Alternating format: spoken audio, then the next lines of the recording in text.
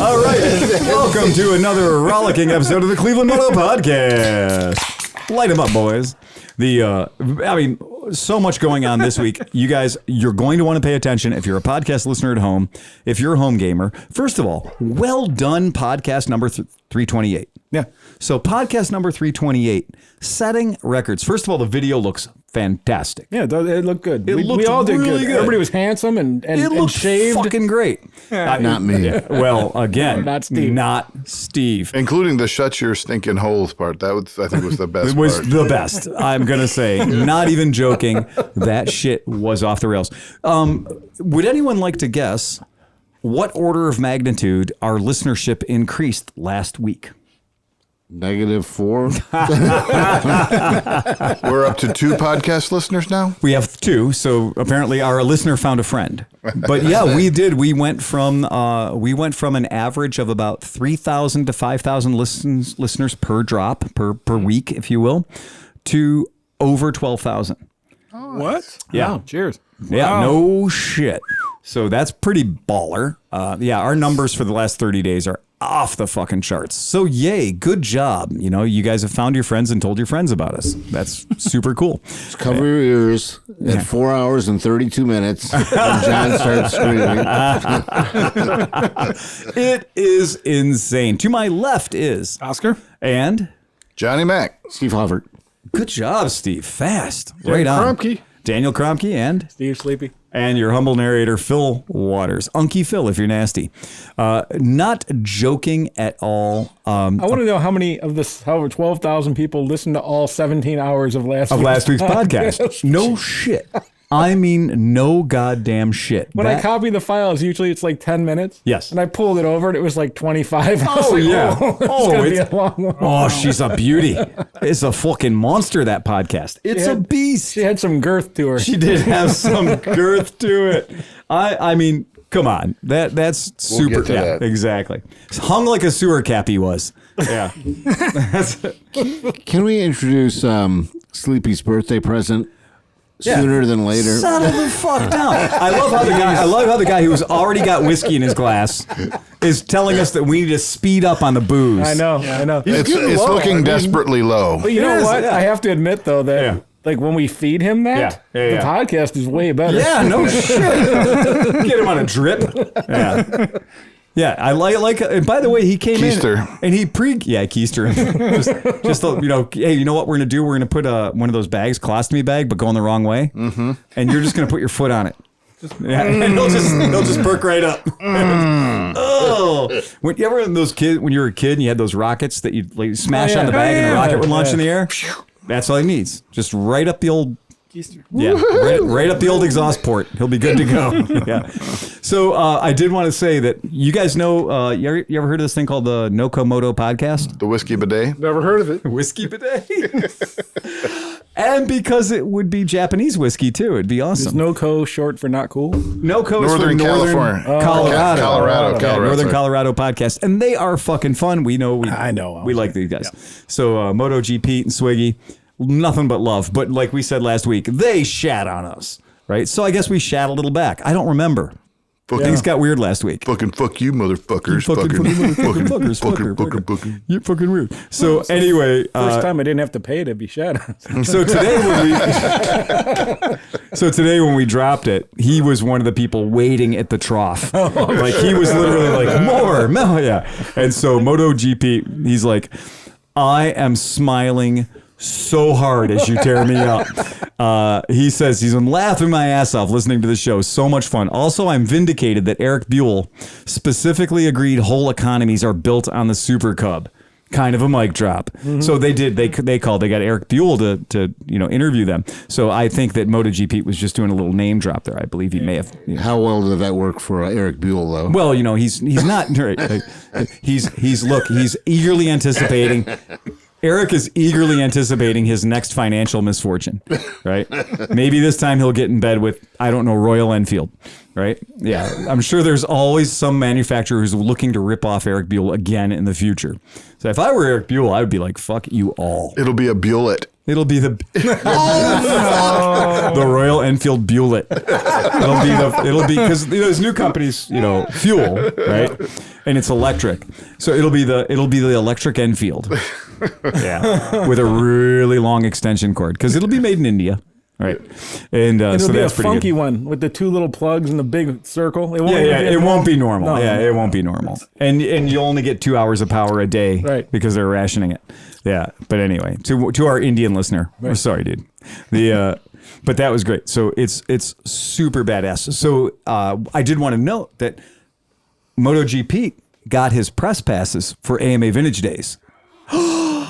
That's going to be fucking great. So yeah, so that's going to get rowdy. Yeah.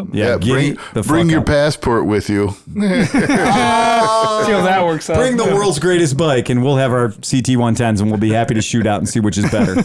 Yeah. The test will be what survives Mid-Ohio better, your 70cc anything passport or a trail. Anybody coming to visit us is going to plant their ass on one of those SSRs as quickly as possible. As quickly as humanly possible. They're going to be just like, brah, brah. They're going to just evaporate. Exactly. Yeah. So, dude, I just wanted to come by and tell you how much I love the podcast, and you guys totally rock. And by the way, can I try one of those out? Yeah, exactly. Very short introductions this year. Can I go break your toys? So, yeah, that's fucking awesome. Dylan sends us an amazing note.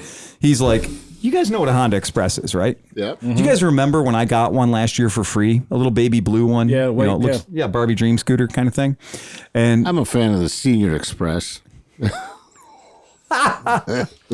But so that wig for you at apparently home. some knucklehead is selling a literal straight out of the box, doesn't have the box, $10,000 Honda Express. Yeah, it's time to sell. Definitely. $10,000. But guys, don't hate on them yet. It's red. So it's the very rare red color Honda Express. Rare. The blue one's probably rarer. I don't even fucking know, but the point is it's $10,000 for a goddamn, not even a moped. This is where I say there's no such thing as a rare Honda. Exactly. Yeah. But God bless you if you get $10,000 again. My whole thing was, crack. I just want this guy who lists this thing up for $10,000. I want him, please, to record all of his comments. Yeah, right. Because it's on Facebook Marketplace. So because it's on Facebook Marketplace and it's a Honda Express for sale for $10,000, right? There's going to be some comments, right? I mean, people are going to have a fucking opinion about that. Are you out of your fucking mind? I want him to save them all and publish a very small book called How I Got Butt Raped on Facebook. Like what I did to just ruin Facebook, because there's nobody that is going to let that go gracefully. That is going to be the fucking story. So I'm hoping that he did. I hope to God he did. There is a guy in Imlay City, Michigan, who's selling not one but 4 Honda Expri for $700. So to give you an idea of what they're worth, 4 of them can be had for 700, American Freedom units. So yay. So there's that. So giddy up. I got the biggest kick out of the whole idea of that. Yay. $10,000 for your Honda fucking Express. And so that's, but Dylan had this great idea. He's like, so since there's not going to be a band camp this year, he said, if you're going to do a rally at the compound, we should call it Band Camp. Like, it has been forbidden. Oh, B-A-N-N-E-D. B-A-N-N-E-D. And I was like, you know what? I give you credit for that. Yeah. So I've been doing we might be licensing that. I've been doing the precursors for this, and I talked to my neighbor.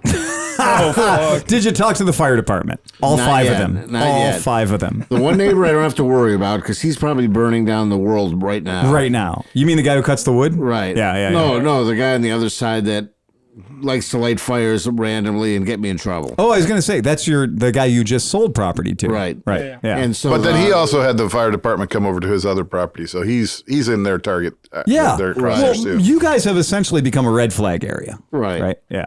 And so I talked to the lady on the other side of me, who was a super nice lady, and I said, hey, I'm thinking about possible. First of all, I asked her if our antics bother her with a dirt So bike. far. Fair enough. So far. And she's like, no problem. It's no big deal.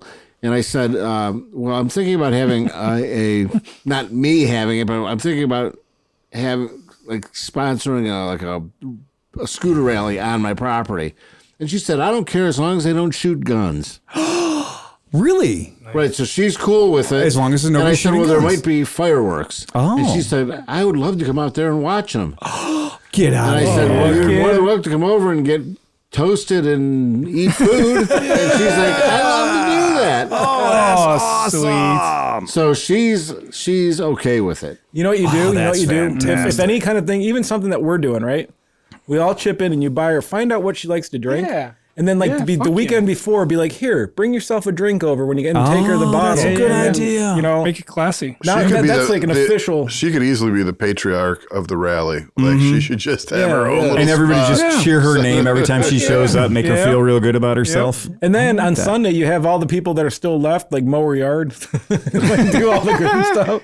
We're already doing Right, that. exactly. Yeah.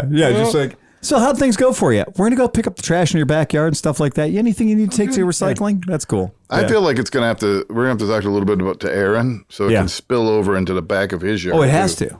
Yeah. And I then don't we got to think go he- over there and clear cut all the fucking vegetation. I don't between think the he two. would even care if it's like, yeah, we're gonna be having a bunch of people. Oh yeah, you guys want to fuck around over there in the back part? Yeah, Go again, ahead, it'll only fuck around cost you in an the back part. invitation. Yeah. Yep. Free beer for you, Aaron. Yeah. Does he drink? Aaron drinks. Well, Of course he drinks. Look at him. Yeah. He got crushed by a loader, so I'm sure he drinks. Nothing says the kind of guy I like than the fact he's got a skid steer that's got Right. tracks. Right. Fuck Yeah. that. That's cool. That's it. I want to get him drunk enough to let me run that skid steer. He's got a bulldozer Yeah. and a wheel loader Yeah. and a thing that sorts different. Basically, he's an Size 8-year-old of kid. rocks. Yeah, he's got an 8-year-old kid that has 1-to-1 scale Tonka toys. Right. Yeah, that's awesome. what he's got. That's it right there. Yeah, So again, talking This kid's about super smart too. His kid wants to dig a pond in the backyard, Right. and build a floating house out of 2-liter bottles. sounds like a fucking genius. He is. This kid's smart. I was like, holy shit, are you like, do we just become best friends? How old is this kid? He's like 41 years old. Oh, okay. So are those going to be international waters? Going to be his own it's country? exactly. Yeah, he's gonna have his own. Yeah, exactly. Cool. Yeah. Again, we're going to let you know that the support for Cleveland Moto is brought to you by Manscaped, who's the best in men's below the waist grooming, champions of the world. Manscaped offers precision engineering tools for your family jewels. Manscaped just launched their 4th generation trimmer. That's right, the Lawnmower 4.0. You heard that right, the 4.0. Join over 2 million men worldwide and John's wife who trust Manscaped with this exclusive offer for you, 20% off and free, and I'm going to say this again, worldwide shipping. That's With the code ClevelandMoto. Cleveland Moto has no spaces in it. No. Cleveland and MOTO at the end of it I at bet you manscaped.com. if you look right about there, Right about there? Right about there, right Steve? there. Right You about can- there? you'd be Right able about to there? see In that general area? Just right Yep, over you here. can see it right there? In that genital area? In that general area? Yes, exactly. I have a non-gross manscaping story. Oh, really? Yeah. So I have a job interview. Yeah. I'm still employed, but I'm Right. whatever. And But you're trying to change that. I tried to clean it up a little bit, and so I trimmed it, and it did a great job. Look at that. I took about 2 inches. It looks off very it. professional. Yeah. He took off 2 inches. That's exactly it. So I'm at 0. And what I will say, if I might interject personal experience time about the whole manscaped.com, I am going to tell you that the guards, They work. you know what's cool about the guards is it makes you go like, I'm just not that brave. And so you go after it, and you go after it with the number 4 guard on it. And you go out with the number 4 guard on it, and you go, that really made no difference. And so then you go after it with the number 2 guard on. Oh, yeah. And you're like, well, we've come this far. And then you just go straight for preschool. Yep. And that's exactly what happens. And you get in there and you just dive at it, and next thing you know, you're like, oh, it's perfect. Yep. And it's girlfriend approved. It is. There you go. Yeah. Yeah. I can Did you assure use you. the buzzing side or the other side? The That's side how we that found out the battery lasts 90 minutes. Yeah. I He's like, read the manual the right way. flat on the right side. So, Honey, have you seen my Manscaped trimmer? The other thing, though, I will say that's pretty cool, and I would say this no matter what, Right. if they sponsor or not. So I had a different trimmer, right? And to clean it, you got to do all this shit because it's not waterproof. Right, this, right. you just slap the whole thing, water, and then you're done. And it's fucking, Yeah. So again, you can sneak it into prison. Right. Right. Totally safe. Sorry, Oscar's and out his fucking nose. Perfect. Yeah. But anyway, I will tell you that I'm going to assure you that I am faster in the water than I have ever been as a result. If you know what, if it turns into a fucking race in the water, I could probably get away from a motherfucker. Right. Yeah. What's that guy's name? The captain, the super swimmer dude? Mark Spitz? No, the guy the weed Phelps. smoker. Phelps. Oh, Phelps. okay. Captain Phelps. Captain Phelps. Is he a captain? Was he promoted? He's in aqua. He's in water. It's got to be a captain somewhere. Aquaman. Oh, you mean like Admiral? Like Yeah, Bond right, Captain. all right. Okay, I get it now. Yeah. I think he's more like a seaman. Yep. We know he likes footlongs. Hey, what's huge, black, and filled with semen? A Russian submarine. Thank you. It's long, hard, and full of semen. Okay, Yeah, same there you go. thing. Yeah, exactly. Yeah. Say Yeah. Why'd you have to make it racist? Because it's a black submarine. Okay, all right. I'll let It's you go on racist. that It's one. actually a black submarine. That was the whole point. There you go. Why Nemo aren't would they approve. blue? What's that? There's like the water. So they use water camouflage? Because water's blue? You work in the goddamn industry. Water's not blue. The sky's blue and reflects off the water. Whoa. None of the water we're looking at is remotely blue. You guys are in the brown water navy. You guys are totally the brown water navy. At least some of that water was blue at one time. The only time the water's blue is when the printing company down the road dumps their fucking chemicals. Soap and all that, yeah. My buddy got a dog one time, and his wife really, really wanted a dog. He didn't want a dog. And I was like, okay, well, you got a dog. It's a pretty nice dog. What'd you name the dog? Well, name the dog Blue. Well, why the fuck did you name the dog Blue? Because that's what my wife had to do to get the dog. Ooh, little boy Blue, he needed the money. Needed the money. That makes a lot of sense now because my kid graduated with a kid named Blue. Oh no! His sister was named Swallow. Oh, no, you beat me to it. It was a Spitz or Swallow. They were twins. That's how it works. Yeah. Sofonda Cox. Yes, exactly. Yes, that's perfect. And you know what? Chris Smith isn't here tonight, so Yeah. we can say that we've covered his Got you base. covered. But remember Mark Spitz.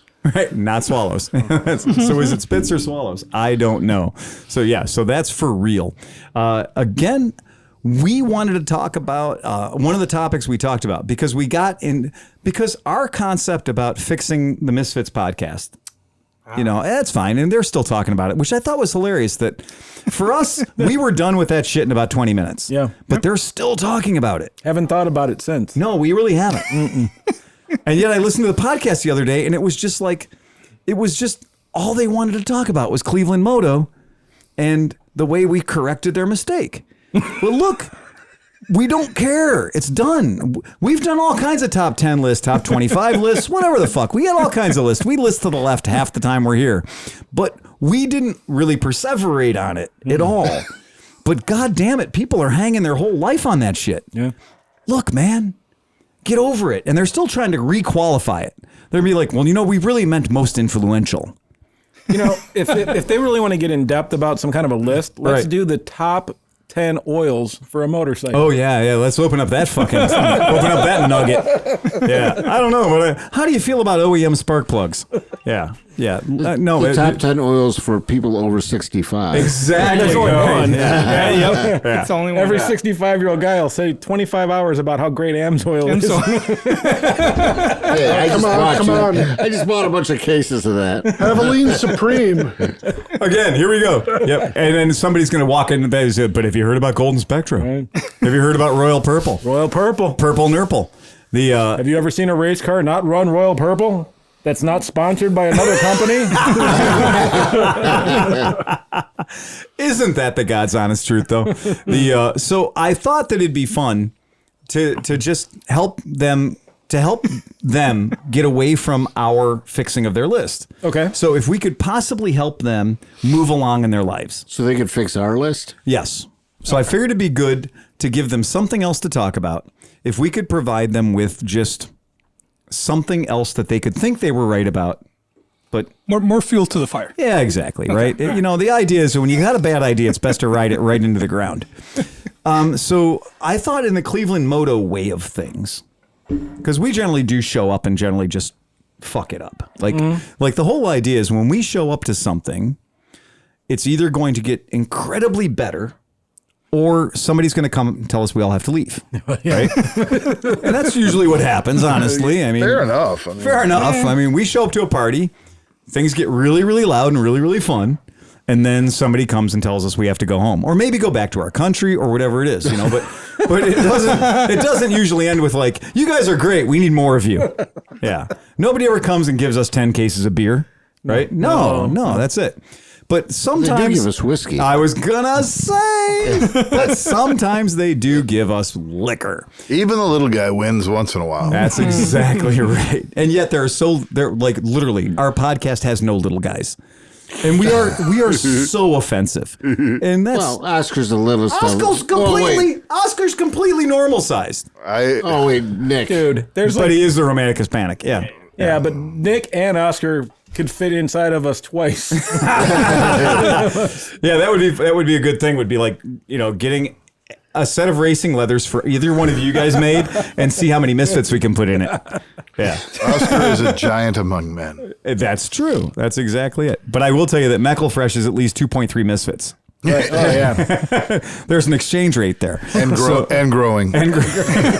I've got goals. Now, I would like to call attention to our friend Dan Talbot. So Dan Talbot is out of Busselton, Australia. Yeah. And it turns out Busselton is not nowhere, but you can see it from there. Busselton, Australia. And it is a real place. They didn't make it up. Does he own a postie? I'll bet you he does, or I bet you he did, or I'll bet you he's legit, straight up West Coast Australia kind of thing. Is it still like everything there can kill you? Well, it's Australia. Right. It's Australia. Okay. Yeah, it's Australia. And it is one of those places. He's south of Perth for people who care about things and want to know where things are. So that's one of those things that I'm fascinated that we have listeners in other countries because I keep forgetting when we publish this that it's not just us 6 or 7 or 8 assholes, right? I mean, it does kind of feel funny when people are like, "Oh, I love your podcast," and I'm like, "Where the fuck are you from?" And they're like, "Mars." I'm like, "Oh, Jesus Christ, I didn't know we were paying to go to Mars." But that's where Busselton is. So if you want to look on the map and see where he's from, it's from the chin of the dog. Oh. So it's literally from the chin of the schnauzer. Oh shit! I never know. I saw that before. Yeah. That's totally a schnauzer. It's a schnauzer, dude. Yeah. Not only people like Australia looks like a dog. No, Australia looks like a fucking schnauzer. Look at that. It's a square beard cut in. Yeah, it's a schnauzer. And honestly, That's if you want tongue hanging out where you got it right there. Well, and like I said, Australia, how as a kid I learned is Australia is keeping a very, very sharp watchful eye on Africa. Oh, yeah. Yeah. Schnauzer is on point. He is a wire-haired terrier that's looking for trouble. And if you've ever owned a schnauzer, they're mean little fuckers. Well, they can be, yeah. They're real good, real hot to trot. But anyway, so our podcast listeners, the schnitzels are made of schnauzer. Be careful. The schnitzels are made of schnauzer. I want this guy to write back in, because like on Adventure Rider and some of the other forums I'm on and stuff like that. The Australian dudes tend to be super serious about the bikes that they're into. Okay. Like if you're into KZ1000s, that's what you're into and that's it. If you're into Versys, like your Versys is perfect, and and you ride with 4 other guys with Versys, and like you're in like the Versys club. Right. Seems kind of cool. Like I definitely want to go there at some point. But like it seems like those dudes are super into their bikes. Like, well, I mean. So, but I will give something a little bit. I'll give something slightly away about Daniel Talbot. What? What do you do? Okay. Well, anyway, so what the fuck? Oh, he's pissed. Oh, yeah. Okay, all right. So here it is. So Everybody's eyeing that shit. So here it says right here. It says Steve's eye fucking the whiskey like he always does. So Daniel basically sent this to us. He tried like shit. So Steve, I want you to read that for us. It says, "The Whiskey Shop. I promised you a bottle of Tiger Snake Australian whiskey, which is the greatest name ever in the history of whiskey. It really is. Postage got too hard. This will have to do until I can personally deliver a bottle of the snake. Yeah. Personally. So that means it's cheaper for him to fly here. And I'm not, I wish to God I was joking with you, but there's tiger snake. So you guys want to see what tiger snake looks like? That's what tiger snake is. 99% of the time, it works every time. It's 60% rye and 40% pale barley. Ooh. So it's 64 proof or 64%, which would be 128 proofs. Oh, right up Dan's alley. Yeah, right up Dan's alley. Dan's like, bring on the fucking tiger snake. So the tiger snake, though, unfortunately, the tiger snake was not available, or it was just the moving of the tiger snake from Australia to the United States would have been some sort of an embargo needed, or I have no idea. Prohibitive. But Daniel tried, right? I mean, he gave it a goddamn shot. And so I give him a lot of credit for pulling that shit off. It's badass that he gave it a go, as they say. I'm good. But so he says, I promised to send a bottle of Great Southern Distilling Company's Tiger Snake whiskey. Sadly, it just got too hard with the shipping, etc. So I took the option of sending a bottle of Australian whiskey that is already in the United States. Sorry, Phil. If you can source a bottle of Tiger Snake or something from Great Southern's Lime Burner range, I didn't even know about that, can you please let me know and I'll forward it on to Phil and the boys at Cleveland Moto. In the meantime, I hope they like this one. That's fucking cool. Nice. So well done. And so what he did was he got us a bottle for Steve of Starward Solera. Now, this may not be for Steve's birthday, but I'm running with that because I think that for all the work Steve does, he needs to be appreciated. Yep. Ooh, nice pop. Wait, did you get Johnny a sippy cup? Wait. I don't fully understand the cup. Oh, hold on. Okay, all right. Why is it black? It's like a shaker. All right. So according to Dan Kromke, there you go. Thank you. Thank you. I'm going to let this sit for a while and let that mellow while we talk. I thought it was a sippy cup. You put it like this. Yeah, right. And then you can shake it. Then you can shake it. Yeah, right. But you really got to be careful with those. Yeah, those are a challenge. But you got those really only work for certain non-pint glasses. Yeah. But how's it singing? It's got a nice nose. Okay, well here we are. We're not going to say anything bad about it because it came to us free. It's different. It's different than last week's 100%. It smells completely different. Yeah. Well, I mean, it is a different. Well, obviously, it's a different whiskey, but I'm saying. Yeah. And did you see that? Whoa. Right? $17,000 for one bottle of for booze? one That's bottle insane. of whiskey. Holy shit! This guy must like us. I mean, that's pretty amazing that somebody would spend that much money to get us drunk. God bless him. That's an interesting back end on it. What do you think? Yeah, That's an interesting back end. It's like a fusion of bourbon and scotch. That's what John said about his assistant. Hey, I like that. This dick's not going to beat itself. No, seriously, that's a different tasting whiskey. It's good, man. I gotta say, I'm, you know, yeah. Mm-hmm. Right? That's different. It's good. It's delicious. That's good. I like that. And you're right, though. I do agree. Scotch. Yeah. Scotch. But on the back end, the front end tastes like like whiskey. a weird thing that this is a negative kind of comment, but it's not really that bad. Does it taste like koala piss? It tastes like after you've vomited, like that little tangy, it's like, well. Really? What did you eat? I mean, we already know I don't drink the brown liquor, so I'm no. Sure. It's a sour mash. It's a sour mash. Did you wash that little mug there? No, it's good. It's smooth. There's no cringe factor or anything. But I don't know what it is. The last thing I drank out of this was gasoline, so I have no idea if that carries over. And my mouth feels a little hot right now. Well, it's doing that little thing to the roof of your mouth where, like, you just like, I don't know. It's hard to describe, but sorry. Yeah. Well, I mean, I'll give it to it that, again, it's the best whiskey I drank today. Yeah. It's fantastic. I like it. And thank you, Dan. Steve needs some more. He's already... Based on his email address, he's some sort of law enforcement officer, which I'm sure doesn't mean the same thing there as it means here. Park it over here with Steve. Right, exactly. They're probably cool. They're probably like, hey, mellow out a little bit. Oh. Do you want any of this saved? Yeah. Come on. Every time we open a bottle, Hoffert's like, challenge accepted. I know. Yeah, I'll get to the bottom of that.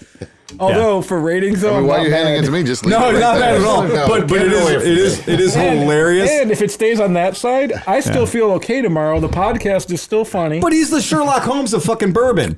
I'm going to get to the bottom of this. Yeah. Fucking ridiculous.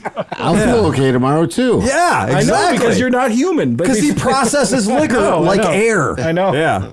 Yeah. He cannot. Except for the bike build-off. Except for the bike build-up. Too much stress. Well, don't kill Yeah. yourself too much because we got to ride Sunday, right? You're riding Sunday, Oh, the right? GGR. Yeah. DGR? DGR, distinguished or disgruntled If gentleman's I- ride. if By I'm the done time you hear working. this, it'll be over. But anyway, yeah, by the time you hear this podcast, the DGR will be over. So you guys do know we did talk about podcasts. We did talk about AMA Vintage Days. But would you like to talk about birthdays? Speaking of birthdays.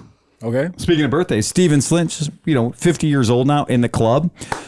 We have a podcast listener by the name of Miles Gautier, or as his wife Teresa says, you pronounce it Gautier. Oh. And I was like, I don't think you pronounce that Gautier. Is he somebody that you used to know now? But it's Gath. He's just somebody I used to know. Yeah, that's it. But dude is one of our podcast listeners, and he's got a birthday. Hey, So Happy she's birthday. like, so she said, call. She called in. She called us, and she said, can you give him a shout out for Miles Gautier? Or as I'm going to say, Gautier, right? Yeah. But anyway, fucking A. Well, of course we'll give you a shout out for call. If you've got a birthday and you want to surprise the person you love with a birthday shout out from Cleveland Moto, why the fuck not? Happy birthday, Miles. Happy birthday, Miles. Happy God damn it. birthday. And you know what? He's going to be sad though, because Miles' favorite part of our podcast, hands down. Oh shit. He loves it when we we joke? stab around his Janus. Oh, He thinks that when we poke around a Janus, that it's the best thing ever. So I think he might be a little, Janal curious. Well, Chris is not here tonight. But Chris isn't here to defend well, that's his the perfect Janus. time to He poke on called this me. Janus, He right? called me today and he wants me to work on his Janus tomorrow. Really? Give it the whole fist Like there, really Doc. get into it, Really right? get into Yeah. it. Okay. Really get in there, Doc. Just He finally broke his Janus. oh, we knew that was gonna It happen. had a Oh, short in shit. it. It kept turning off and on. It wouldn't hold His anything. tail light didn't work on his Janus, so he wants me to fix Well, his he almost tail got light. rear-ended in the Janus. Oh man. Fuck, man. Yep. Oh, Yep. that is not cool. Wrecked him. It almost killed him. Almost wrecked him. You guys want to hear the front part of that joke? So, Oscar, can you first day back to school? Can you tell us what you did over the summer? Oh, I had a shitty summer. Whoa, Oscar. We don't say you had a shitty summer at school. We say you had a difficult summer. Oh, okay, I had a difficult summer. Well, what happened in your summer, Oscar? Well, my dog got hit by a car and it blew out his asshole. Oscar, in school we don't say that word. We say rectum. Oh, rectum, it nearly killed him. And now you guys know the front of the joke. It's always good to have the front of the joke to go with the back of the joke. So in honor of Chris Smith, Yeah. Yeah. what do you call a cow jumping over barbed wire? An utter catastrophe. Utter destruction. Okay. We went there. Wow. Hey, so anybody who's going to Mid-Ohio, right? Mid-Ohio, coming up July 23rd. Yeah, 23rd, 4th, 5th, I think. Yeah. So anybody going, would anybody like to have a trailer, a camping trailer, a travel trailer that somebody else has paid the deposit on? Ooh. So because of the coronavirus and being that Americans have all gotten their vaccinations and we're doing things right and the country's opening up and Steve's benefiting from that even though he didn't get a vaccination. There you go, Steve. You'll all be dead by Christmas. Exactly. Sure, the government wants to kill off its best earners. Yeah. So I'm sure that's going to happen. But anyway, at Hatfield RV in Delaware, Ohio, there is a Shasta Revere 29 SK, which is 30 goddamn feet long. Right? Twin axle. It's a trailer, though. You got to have something serious to pull it. You can't show up with your fucking Prius and expect to drag this monster off the lot. And I will let you know that one of my favorite things about the advertisement about this particular trailer is, would anyone like to tell me a little bit about what it says, the features of the 2017 Shasta Revere 29 SK are? What's the most important thing that lists there above more images and details?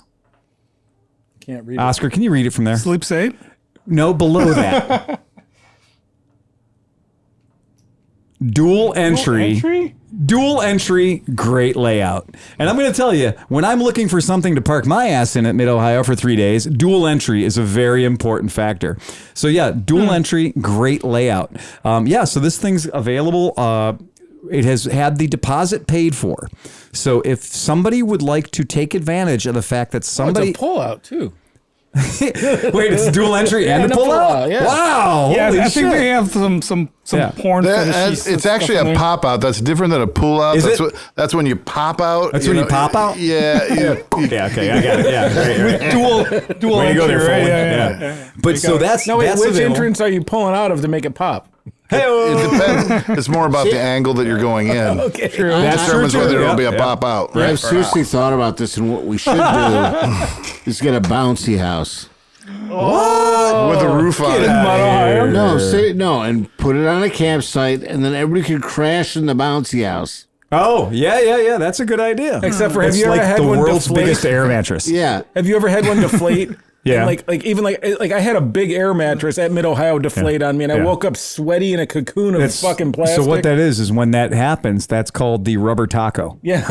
It's the rubber taco. You're in the middle of it, and the rubber taco just takes you in. But anyway, Scott Schaefer, our Canadian podcast listener, our one Canadian, he said, he's like, look, man, this thing is booked. Wait, is it a Canada listener? Not a It Canadian is a listener. Canada listener. Right, because Canada Goose. Murder chickens. Yes. Yeah, exactly. But for real, he's like, here it is. And so I've got the code. So if anybody wants to use this thing, I will provide you with the information. You can take advantage of the fact that he's paid a deposit. The people at the Hatfields RV rental are not going to give him his deposit back, but they will let him transfer the rental to somebody else. So that's pretty badass. So they should probably email you, right, or something? They should probably email me. That would probably be the very best way to get in touch with me. You can reach me at phil@clevelandmoto.com, or you can do clevelandmoto@gmail.com. It's almost like we thought ahead. And interestingly enough, Yeah. I just bought numerous bikes off somebody named Canada.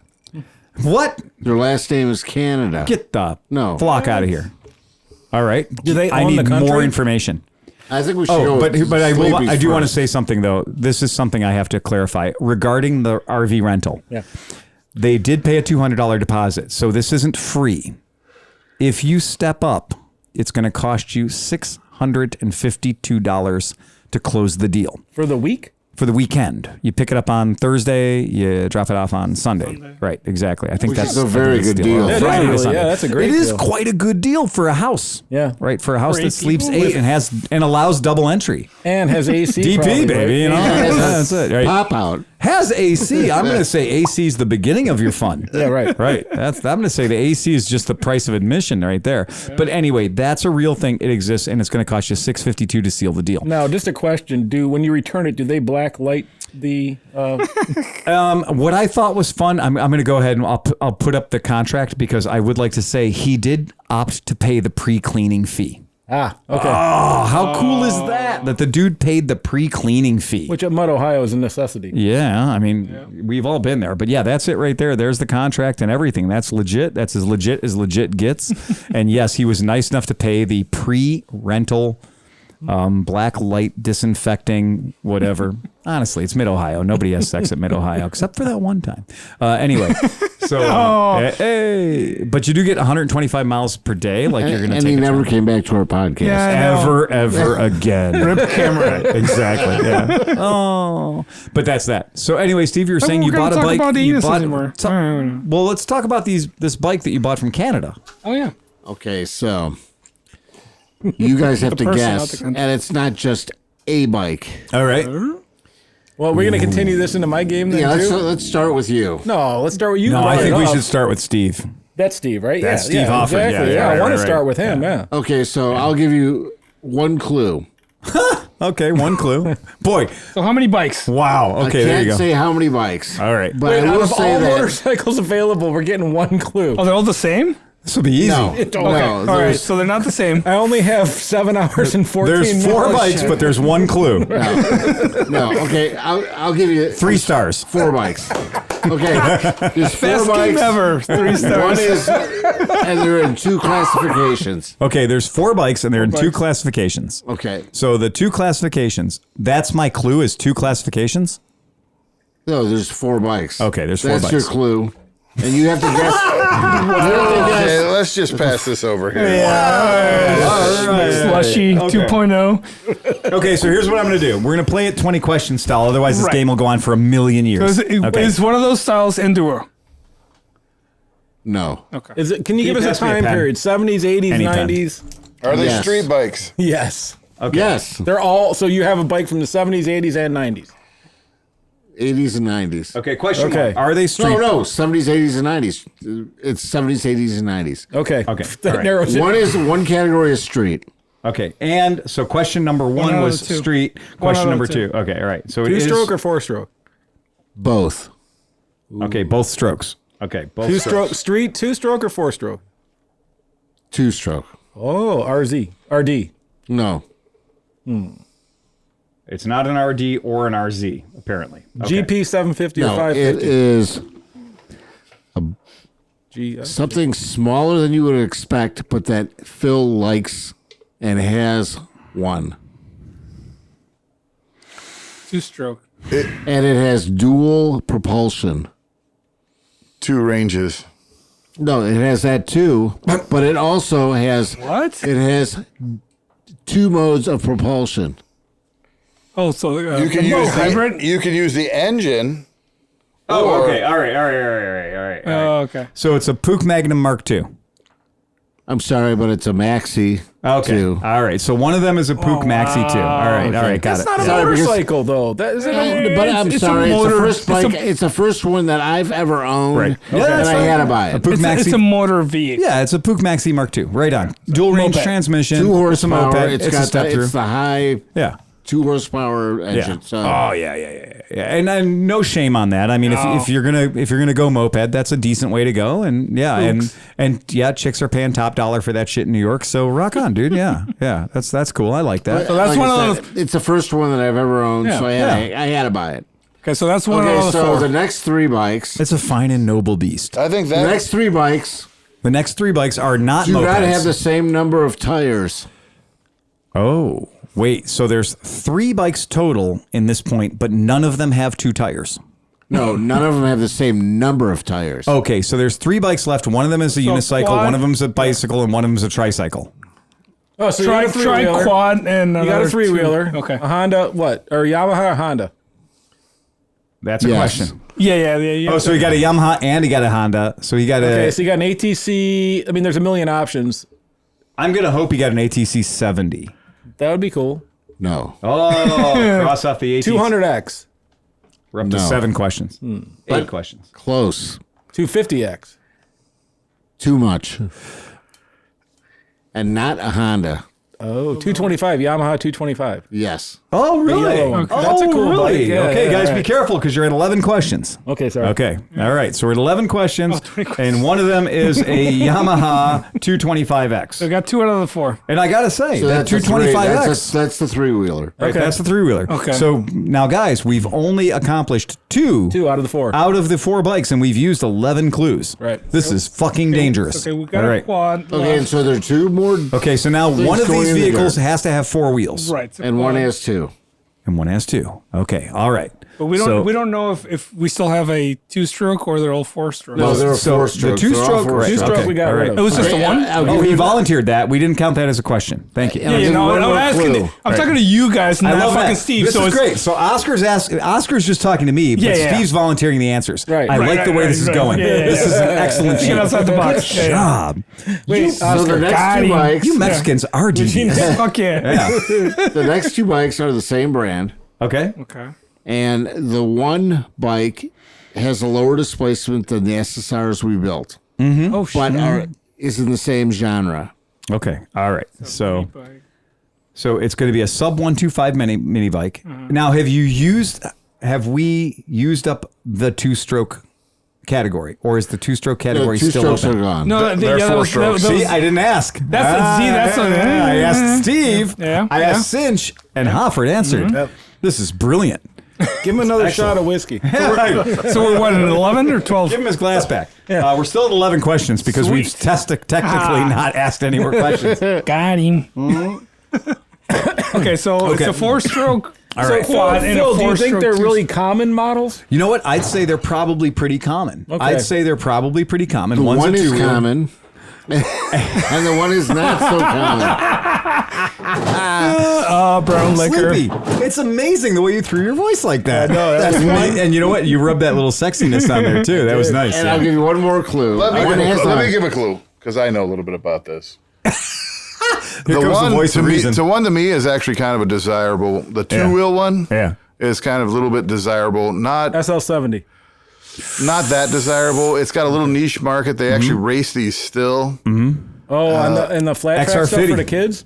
You got part of it right. XR80. CRF 50. XR80. Okay, I'm going to give ourselves 12 on that one. All right. Oh, wow. All right. I count that. XR80. How do you say XR80 in Spanish? XR80. Hey! Yeah. I know. I'm starting to You doubt- know enough that this is a I'm really starting to bad doubt game. your credibility I of being know. fucking south of the border. You've heard that I've been called the worst Mexican ever plenty of times. But I will say this: You're his the best translation Mexican on in my demand is broken. It is. Yeah, it is broken. It's hard to fucking. It's really hard. Change the fucking switch off. My favorite part though was with Fernando, who is fairly fluent in Spanish, Yeah, is with us, right. and you were like, "Ride fast and take chances," and you were like, "Oscar in Spanish," and he was like, "Ride fast and take chances." I'll be happy to tell you that my brain constantly does so I will be able to translate poorly, mind you, really, really poorly in German. Okay. But when we were in England, when we were in the Isle of Man, Oscar was Fahrschnell und Fahrschnell und named probiert named Sicherung. Yeah, exactly. But I will say this: when we were in Isle of Man, Oscar had his speaking English thing turned to 11. Because that's the Isle of Man. Yeah. And speaking English in Isle of Man doesn't mean speaking American and getting away with it. Speaking English in the Isle of Man means when somebody says something, you're like, fuck was that? Yeah. Hey, you won't need your fucking choice. Anyone did you fucking It was hard, man. It was fucking hard. Come again? Right? I mean, no kidding. Half the time people were speaking English at us, like they were from Neptune. I like when you speak to a dude like from like upper the upper part of the UK or something, and all you can make out is cunt. He's like, "Hey, you fucking cunt! It is your Walt in the fucking cunt." Oh, and remember that we did find like 3 or 4 Mexicans. Yes, we did. Wanted us to take pictures of them. I was like, "Hey, you fuckers! I can totally When understand what you're these talking about." when these Mexicans realized he was Mexican, They're like, "Hey!" it was Cinco de Mayo. It was instantly. These guys wanted nothing more to party with the only other Mexican And from what in a you've- country. and from what you've told us, food and music just broke out. Right. Yeah, pretty much. Yeah. We don't know how, but Nacho showed up in a sombrero in the Isle of Man, which is its own country. That literally, when you go in there, they have a picture of things you can and can't import to the Isle of Man because it's his own country. And there's a guy on the poster that looks a lot like Oscar. But we did. Oh my God! They do think that they not joking. He was an exotic. I thought it was the only fucking Mexican on the whole fucking island. Seriously, for the first 11 days you were. And the last day we were there, we found like 4 of them. I was like, fuck it. The game got played. You know. spent so just much time blew with the my ladies. You know what? I should have. Well, there are no women in the Isle of Man. They export them. Yeah, they export the there were women none of them. off the island. Yeah. So when you go There was down, one, but his name was actually Chuck. But he identifies as one at least. Yeah, whatever. Yeah. You know what? I should have brought like a case of Sol Cerveza because that shit was more expensive. It was Than any like Guinness. $100 a case. Yeah, it was so expensive, It bro. was Like this is the insane. shittiest Mexican beer you can find anywhere, and it's more expensive than like Guinness. It was I was so like, this ridiculous. is bullshit. I was like, I'm not drinking There's this this shit. place in Isle of Man. There's this thing called Bushy's Compound, yeah. and so Bushy's Compound is this like it's where you go when the races are over to get faced, Yeah. and like they'll have like 19 bands all doing AC/DC covers, Yeah. right? Yeah. And the one stone lady just kind of like. And I was grooving. going to say, they've exported all the women off the island except for 5 ladies. And they're at that place. And they're at that place. Yeah. And they're all wearing racing leathers. Yeah. But just the tops. Oh, nice. Yeah. And like those 5 chicks that were there were legit, like they live for that. They're like, Yeah. this is our 2 weeks to get lucky. They are the most popular women on the island because they export all the other women on the island to like faraway villages. So what you're saying is their children are like the United Colors of Benetton. Yes. No shit. I didn't even think It's like about a family that. picture and it looks like an ad. And they're all born in March. So every year in March, thousands of diverse children are born. Yes, exactly. Yeah, every year in March, it's just like, oh, Isle of Man, baby. There you Yeah, go. that's exactly how it works. We still TT baby. need a quad. Yeah, we still got to finish the A we got quad. 2 more No, bikes. it's not a quad, is it? Oh, yeah. Well, the yeah. XR we're missing the quad. But there's Okay, a wait. quad. So there's all different tires. So Right. the 3-wheeler. And then we were down to the 2. Okay, so No, the it's a 2-wheeler. quad. Oscar's right. Yeah, we're 'cause missing the quad. 2-wheeler, Right? so now it's a quad. Right. Yeah. And it's There was under 125, so it's another one of John's, the 80 fucking I didn't say it Yamaha. was under 120. Well, there was an no. And that just was a tell right there, wasn't it? Yeah. There was an important clue about the brand Yeah. of the last It's 2 the that he same brand. said. Is it a Honda? It's the same brand. No, he said there was the last 2 were the same brand. Check. Okay, so it's a Honda. So the XR is a Honda. So the quad would have to be a Honda. And it would have to be more than 125 cc's. I didn't say that. Oh, Yeah, didn't you say did. that. You just No, I told me. said it. No, I didn't say it was under that. Oh. Bro, well, he just confirmed that. He He's said- over 25. He said one of them was under So the Honda 125 4Trax cc's. 125 or whatever, right? There you go. No, it's not a 4Trax. Oh, it's not Oh, a what is 4Trax? It's the TRX. TRX, Trax, fine, yeah, okay. Yeah, there you go. Yeah, No that's it. suspension. Right. No, it's a rigid. Yeah. It's a rigid. And the tires are like, Yeah. Like the 3-wheeler safer. So did you actually go pick them up yet or no? they're at the plant as we speak. Are they really? Oh, no. You know that John's never going to Oh, work yes. again. And no, John's in big trouble because he cleared the space to put them in. Didn't put them there, did you? Oh, yeah. So wait, are we having some pregame for DGR on Saturday? So does it have the silver wheels or the gold wheels? Ooh. Oh. Do you know? He doesn't even fucking know. doesn't even know. Yeah, I don't know. Yeah. Yeah. No, the dudes, the tires were flat. Yeah, of course So they the were. guy's like, I said, can you do you have an air compressor? Can you put some air in these? Oh, so good. Because I put them in my ambulance. Right. I drove my ambulance. Oh, you took your ambulance there and you put all these things in Yeah. your ambulance? So Nice. the guy puts like 1/4 pound of air in these tires, and he's like, "This thing should roll." And I'm like, "You can't put what? I mean, it's air. air like, is this expensive. Air costs Yeah. more than like gasoline now. Now, You can't granted, put 4 psi in here. The tires, those tires are like 4 psi. Right. Like when they're done correctly, you should have like between 4 and 8 psi in those things. Right. They're the Yeah. worst to ride. If you Traction. put too much air in them, it's yeah. just like... Yeah. Yeah, but he could have put 4 psi in. He put 1/4 of a psi in, and you could touch them, and they were like the nicest set of tits you've ever touched.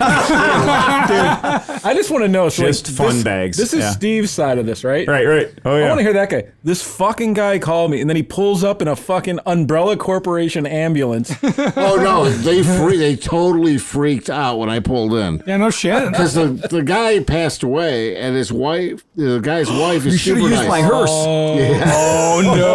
Oh, and so the bring him wife's back. really nice, and so I pull in, and they're like the 3 people sitting in the driveway are looking at me like, why is there an ambulance with Umbrella Corporation pulling into my driveway? Are they going to kill me? Ah, that's great. And so then I got Tactical out team rolls out the back. Yes, Yeah.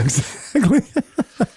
So well, the best part of the story is, okay, so I also bought a tractor. I bought a From the same place? Yeah. It's Okay. Harry Ferguson from Ireland that invented the 3-point hitch. The guy's an awesome man. Anyway, he got screwed by Ford. He got screwed by everybody, but he still invented the 3-point hitch. I bought a Harry Ferguson imported from England with a loader on the front. So, Wow. Just a left-hand drive?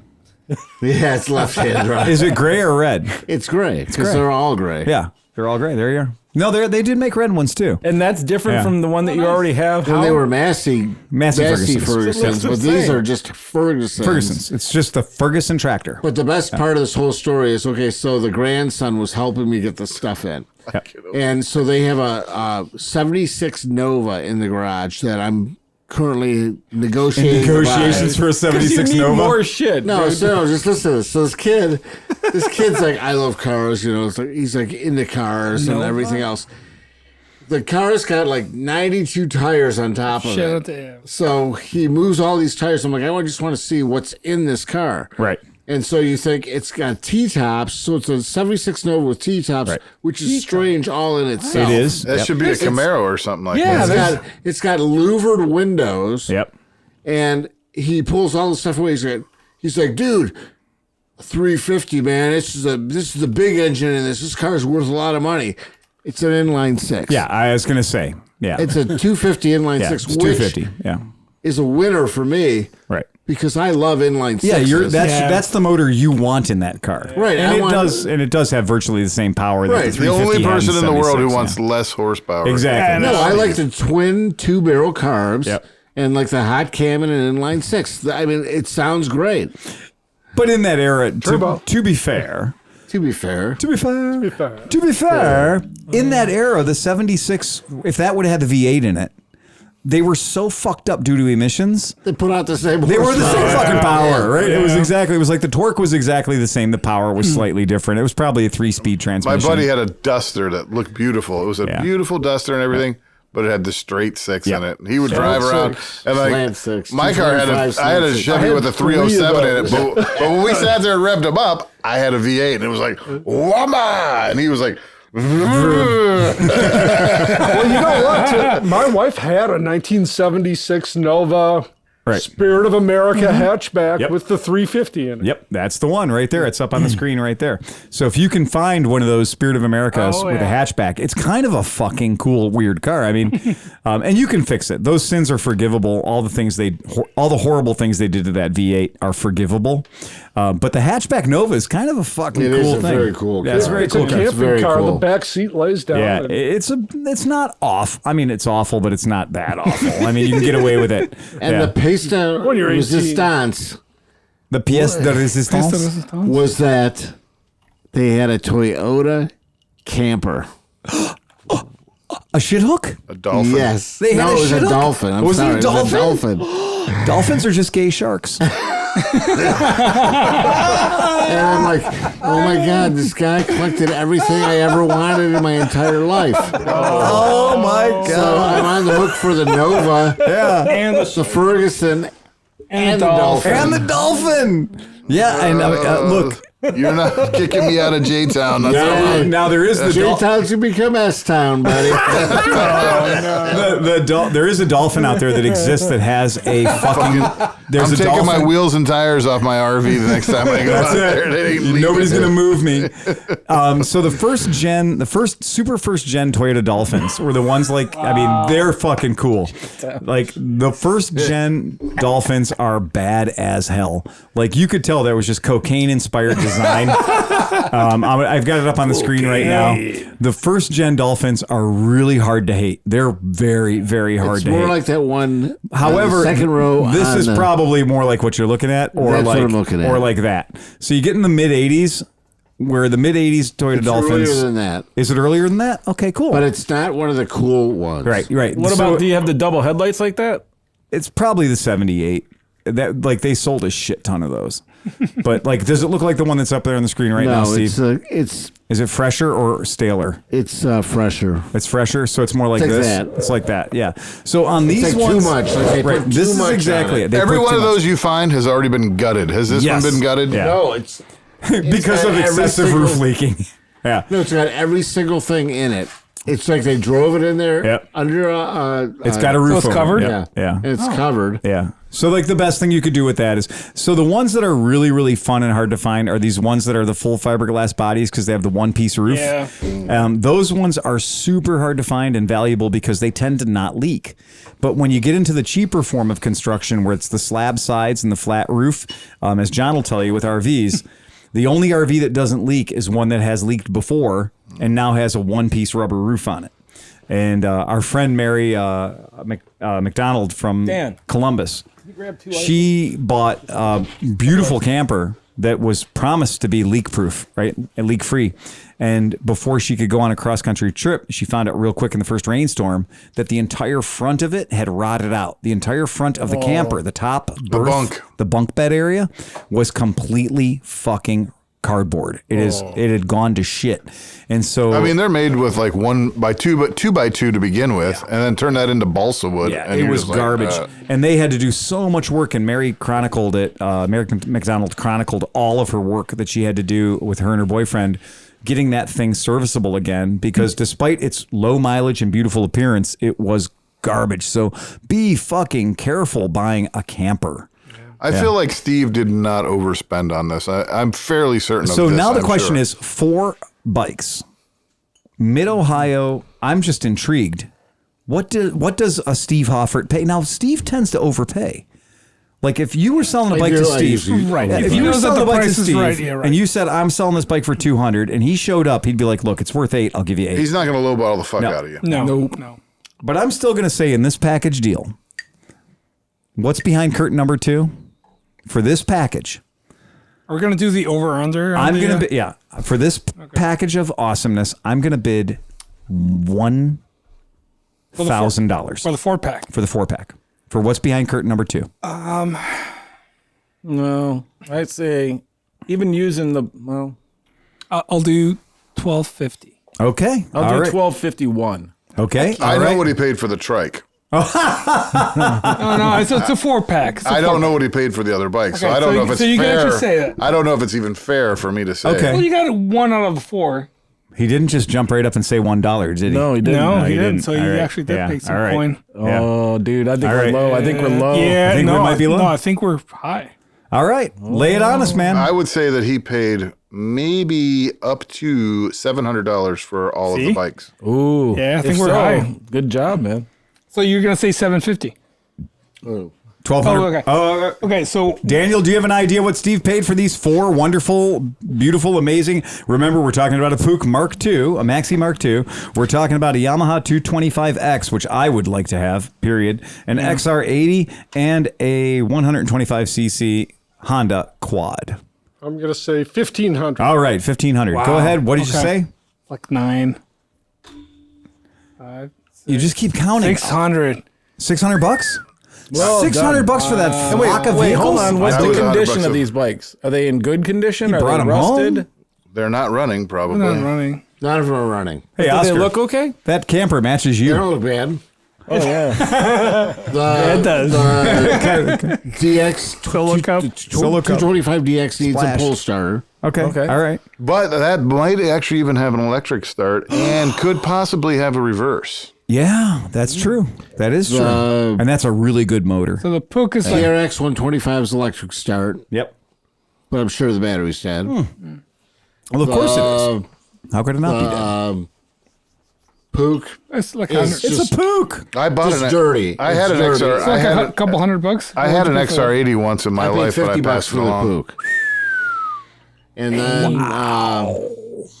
the XR80 I paid $100 for. But the Puch does have a one-piece gas tank. Oh. So that could jump up and bite him right in the ass. It's a Puch though. But that's when you just put a Just gas shellac tank the shit out across of it it, or fuck something, it. and then just roll it like that. We could work around it. And you gotta throw a kid on that bitch. Throw a anyway, kid so- on a bitch. Yeah, that's it.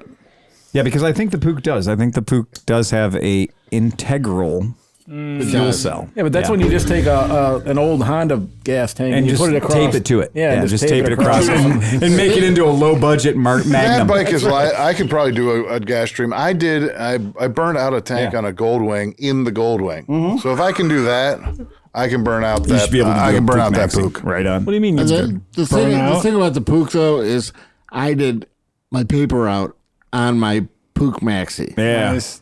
But I only had a single speed, and Right. this is the dual is speed, dual 2 range. horsepower. Fuck yeah, dude. That's Yeah. why I used to Are race you like- thinking about retiring and getting a paper route? I think so. I think it might. Nobody reads the paper. Dude, I gotta find another Tomos 2-speed, and then we can race. Oh my God! And Oscar's got. And I got the Bravo. Oscar's got a Bravo. All right. And I have a Moby. You know what? I have a Moby too. I sold my Poop Moped Army. Mark II.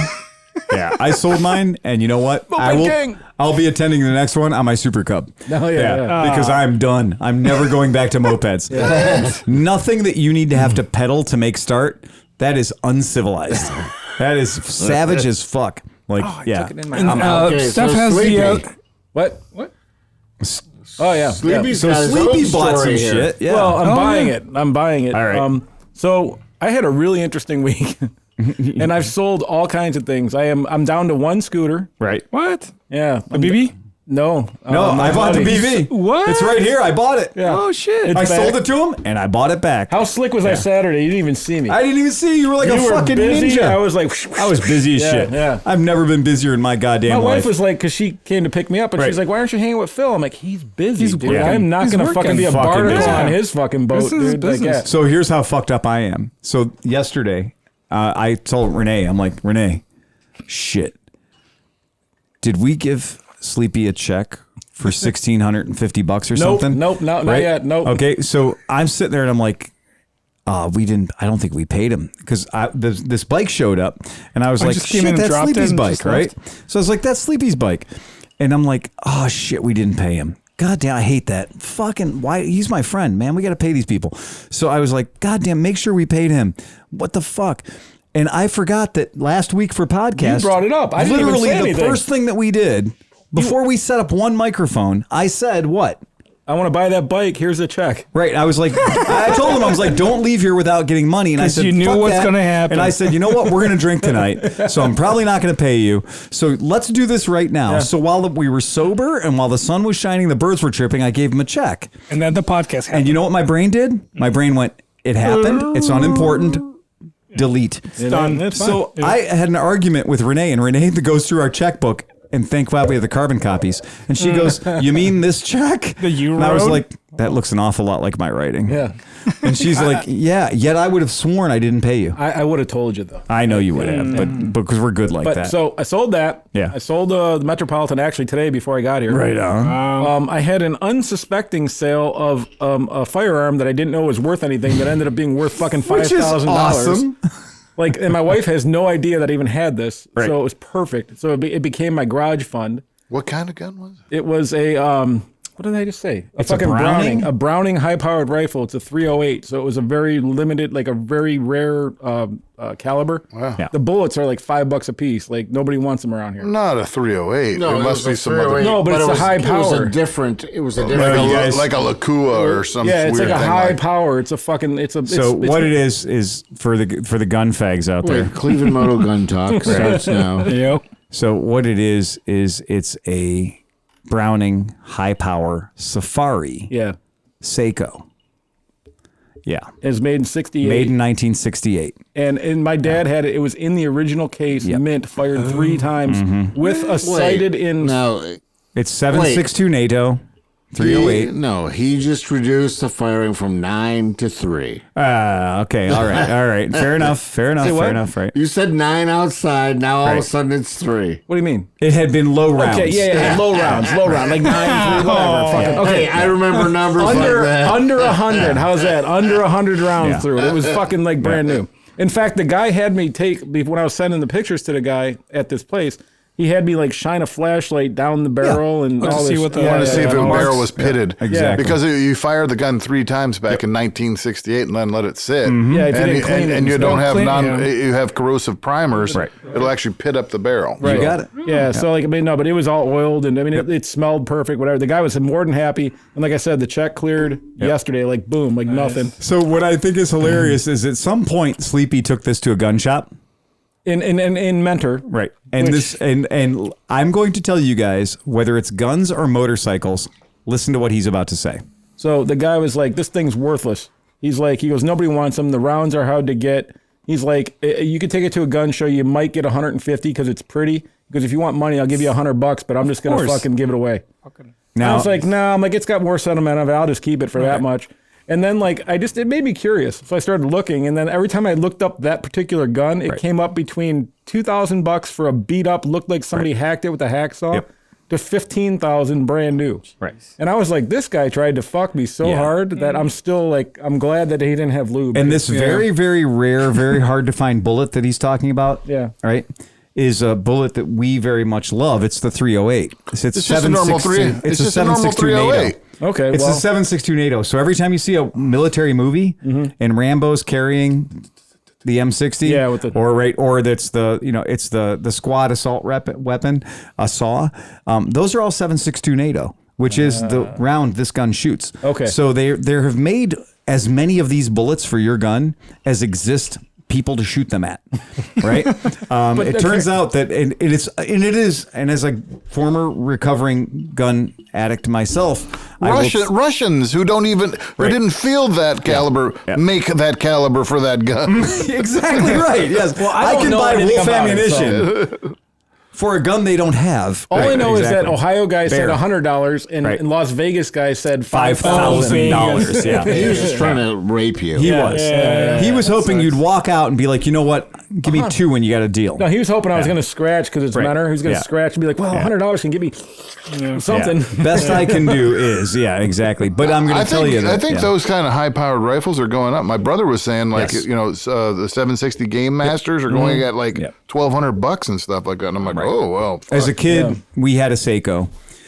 So we had one of these that you had, and I remember when my dad sold it in the goddamn 80s. We got $3,000 for it. Yeah, nothing Browning is worth $100. That's also true. Exactly. If it's Browning, it's worth a baby way Browning, more than $100. More than that. Well, I remember I did shoot it once with my dad when I was like 8. But it was the one time that him and his brother, or whatever, I called him uncle, but it wasn't his brother. It was like his cousin or something. But like. So they put me down, and like I had shot 22s and stuff. And they're like, "You'll be fine. Just put it there." And I hit the trigger, and then I flew back like 20 feet. And they were laughing their asses off as like my fucking shoulder was dislocated. And I was like, 1 out of the 8 shots he actually took. There you go. We were watching gladiator movies at the same time.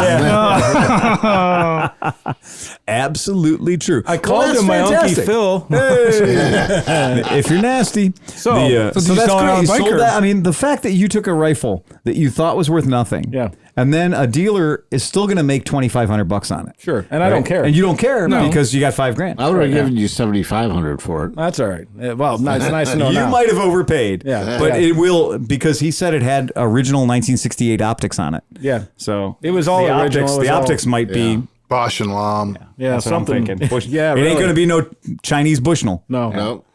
No, everything was smooth. Like you could, like I didn't change the sighting or anything. No, you could just rock it, and it was just like it was machinery smooth. No, it was it's just really everything nice. on that is from the era that people who buy guns look for. Yeah. So it worked out. No expense was spared when that rifle was made. So I sold all that. I sold a couple other things, small things, all the stuff, and I put together some stuff. And a couple years ago, not the last motorcycle show that will probably ever be at the IX Center, but the one before that, we were all together, and I was a bike at that show that I was slobbering over. All right. And so literally after I did all this, I'm like, well, I'm not buying anything. I'm not buying it. You've had like 7 items fucking escape your gravitational pull. I did have, so there was, I was looking at this BMW. It was just an R65, but it was mint. It had a picture fairing that's really hard to find, and it was done really well. And it was fucking dope. Yeah. And I had 20,000 miles, and it was really nice bike, and the price was really good. And I told the dude, this was before I even sold a lot of the other shit. I was just selling other stuff. And I was like, dude, I kind of want that bike. And I just have to figure out how to get it because you're in Connecticut, blah, blah. But I'm like, you want a deposit or anything? And he's like, no, you're fine. So I'm like on Monday, he sends me a message. Sorry, local guy came and bought it today. And I'm like, what did you not understand about I'll take it and do you want money? Right. But anyway, So what? It was an R65. Yeah. It was no big deal, but it was just beautiful. It was perfect. Like, it was just such a unique fairing. It looked like it still had the upright position, but it looked like such a fucking like a 1960s dope ass cafe. Which year bike. R65 was this? Yeah, that's a short stroke. It's an 81. Yeah, I know. It was the fairing where the cylinders stick through the fairing. Yeah, here, hold on. I got a picture. I'll show you guys. You gotta put it on the TV. I don't know how the fuck I can put it on this. It's like an old Husky. It's this. It was that. Like, can you see it? I like it. No, look at you got to see it from the dude. Fuck off. You gotta see Look it at that from the side. That looks. It's fucking. Oh cool. yeah. I'm just fucking with you. It's a fucking. I'm good just looking fucking bike. with you. It's a nice looking fucking bike. And it's Look at red. that. It's red. Yeah. Okay. I was okay. Whatever. It doesn't matter. So it died. It went away. Right. That deal dematerialized. Yeah, and I was kind of bummed. And that is fucked up. I mean, not for nothing. That's a dick. So now move. now Cinch needs a rebound deal. Yes, he does. And so I just gave up. He needs a little bit of retail therapy. I gave up. Start the 20 questions. No, hold on. So I gave up. Hold on. So I gave up. And literally, dude, I logged on to Facebook to fucking do something. And I went to Marketplace, and the first thing that popped up was a really good price of this bike that I've always liked. And I'm like, holy fuck. With the sale of that gun, I can afford this bike. So I sent the dude a message. I'm like, hey, are you representing this right? He's like, yep, 722 miles. My legs can't ride anymore, blah, blah, whatever. And So it's a tall one. All right. okay. So let's restart the 20 questions then. Okay. Ready to start the 20 questions? Does it have 4 cylinders? C. Is it a Honda Hurricane? No. Was it built before 1980? No. Is it a Honda? No. Me and John are going to be better buddies. Is it a Kawasaki? Okay. Is it a KLR? No. Is it a Versys? No, it's got 4 cylinders, bro. Oh, that's right. I'm sorry. I totally blew that. Oh, shit. Wasted it. All right. We're up to 8. We're up to 8. Okay. And it's a 4-cylinder, and it is a Kawasaki. All right. It is a Kawasaki 4-cylinder. Is it a Zephyr? I don't know what a Zephyr is. Okay. Then it's not. It's not a Zephyr. All right. Unless it does, maybe they call it that. I don't know. Like, what the fuck is this Zephyr thing? Yeah, a Zephyr The Zephyr would be sort of looks like an old 750? KZ 900. Yeah, you're right. Yeah. I mean, I don't think in our country we got it. I know a guy who has a badged. Zephyr. Yeah. I was wondering because I know it came as a 550, a 750, and as a 1100, I believe. Oh yeah. No. So the Zephyr would have been like, oh god, you're gonna kill me on this one. But I think the Zephyr might have been 81. Cinch wouldn't be into an No, but he's always ELN. not 80s. You don't. He wouldn't. No, sorry, 91. No, but it's You this didn't one buy an isn't. Eliminator. No. You would not buy an Eliminator. Although that's a fantastic bike. Yeah. Doesn't look like anything you want Until you have Get to on sit one- on it. Yeah. Get on it and open the throttle though, and holy fuckity jackety. Hot rod. Yeah. Yeah. Okay, is it It's a 4-cylinder Cowie. post Oh my god. 2010? We said it's after. We said that it's after 1980. Yeah. I'm gonna say it is the nightmare of my existence. The 1981, 82-ish Kawasaki KZ1000 LTD or CSR. No. You would not buy one of those. I don't think you would buy one. I don't need the That was worth a question. Yeah. Is it? Could it Not be an LTD. Wait, it's not a KZ 1300 or something like that. You guys missed a very big concourse. hint. CPZ. A very big hint I gave you guys at the beginning of this whole Well, thing. then give it again. I said, not the last Right. motorcycle show that we were at, Right. but the one before that. Right. There was a Kawasaki there that I was drooling over. It was the only bike in the whole show that I was like, wow. That he gave a shit about. I'd fucking like this Yep. bike. So it's not old. No. So it's a 2018. No, it's going to be Or- It's going to be the Z900R, the new one. Yeah, that's what That it's it? going to be. It's going to be a Z900R. But what model? Is it the C? Did they do the CR? Was it the classic one? Sort of. But then there's also a really cool one. Yes. I can't remember their nomenclature. Was it RS? The RS, Yes. right? And then the what's RS. after the RS? Well, the RS is retro sport. It's not supercharged, is it? They're talking about supercharging those. No, but this one is so fucking. Well, I mean, the It's such a cafe. throwback. There's the word cafe is thrown in there. They put the cafe in there, right? Yeah. So it's a 2020-ish Z900 RS Cafe because it's the one that came in the crazy green paint with yellow stripes, and it's the one that remember the Z900R. They came in the chocolate the first year, And then I thought they came in the green and the black the second year. So I bet you got... Try 2019. Okay, 2019? All right. Holy shit. Yeah. Did you get it in team green or did you get it in... There is only one way to buy a Kawasaki motorcycle. Green, motherfucker, green. No, keep going. That's black tank. That's the 20. That's the 20. All right. You got to do 19. I'll do 19. Give me a second. That's the 2020. All right. Yeah, okay. So 2019. So it's the ZRS. Yeah, okay. All right. So it's the ZR900 Cafe. Which has some features compared to the normal one. It has different exhaust, different all kinds of things. All right. Yeah. All right. So this is going to be the proper There green she is. with the white stripe. Yes, ma'am. Yeah, the white stripe. Motherfuck, that is gorgeous. Yeah. That is beautiful. I mean, look, that's gorgeous. It's got all the things. It's got So wait, you had $5,000 for the gun. Right. What else did you have to throw on top of I that? sold 2 scooters. BB. I sold a mini bike. Oh, okay, I think so he you got also- all kinds of money for that. Metropolitan. Okay, But you could almost get with that kind. You're almost talking. You could get up to the retail on that was what? $11.99. $11.99. And I'm nowhere near that. I think he gave a blowy. Oh, well, so over under on that one. Then. that's a given. No, that's a given, no matter what. I mean, realistically, any way you slice it, that's a bad For a motherfucker. 2019. I mean, that's a bad motherfucker. That bike is a bad And motherfucker. here's the thing. Yeah. I was looking at it like, what do I Right. want to do to this? And my Yeah. answer is nothing. no. No, don't fuck it up. Not one thing. I don't want to do anything to it. No. Okay, so big bikes Okay. in the fall up in Speculator? Yeah. Yeah. Okay, so what's the number over under? Yeah. Oh, we came in way low, but so what did we pay? What did we pay for this thing? $7,000. 72. I'll just start the bidding at $7,000. And bikes are so high right 72. now. I mean, bikes are fucking Kromke? higher than draft pussy, as John would say. Look up any of the used ones and see what you come up with. You know what I'm saying? I can do that. Look, I got What do you a think, real easy Oscar? way to pay. So you got 7? You said it's 2019? 7250. 7250. God. 81. Okay. Dan. 8,000. Okay. Was it an incredible price? It was fucking good. Oh, fuck. It was the universe telling me the BMW was not meant to be, and this bike is So your Phil, bike. what's your number? BMW 17th on the list. Closest for without reliability. going over. So we got Closest 81, without going 81 over. 80, 7250, I'm at 7. and 7.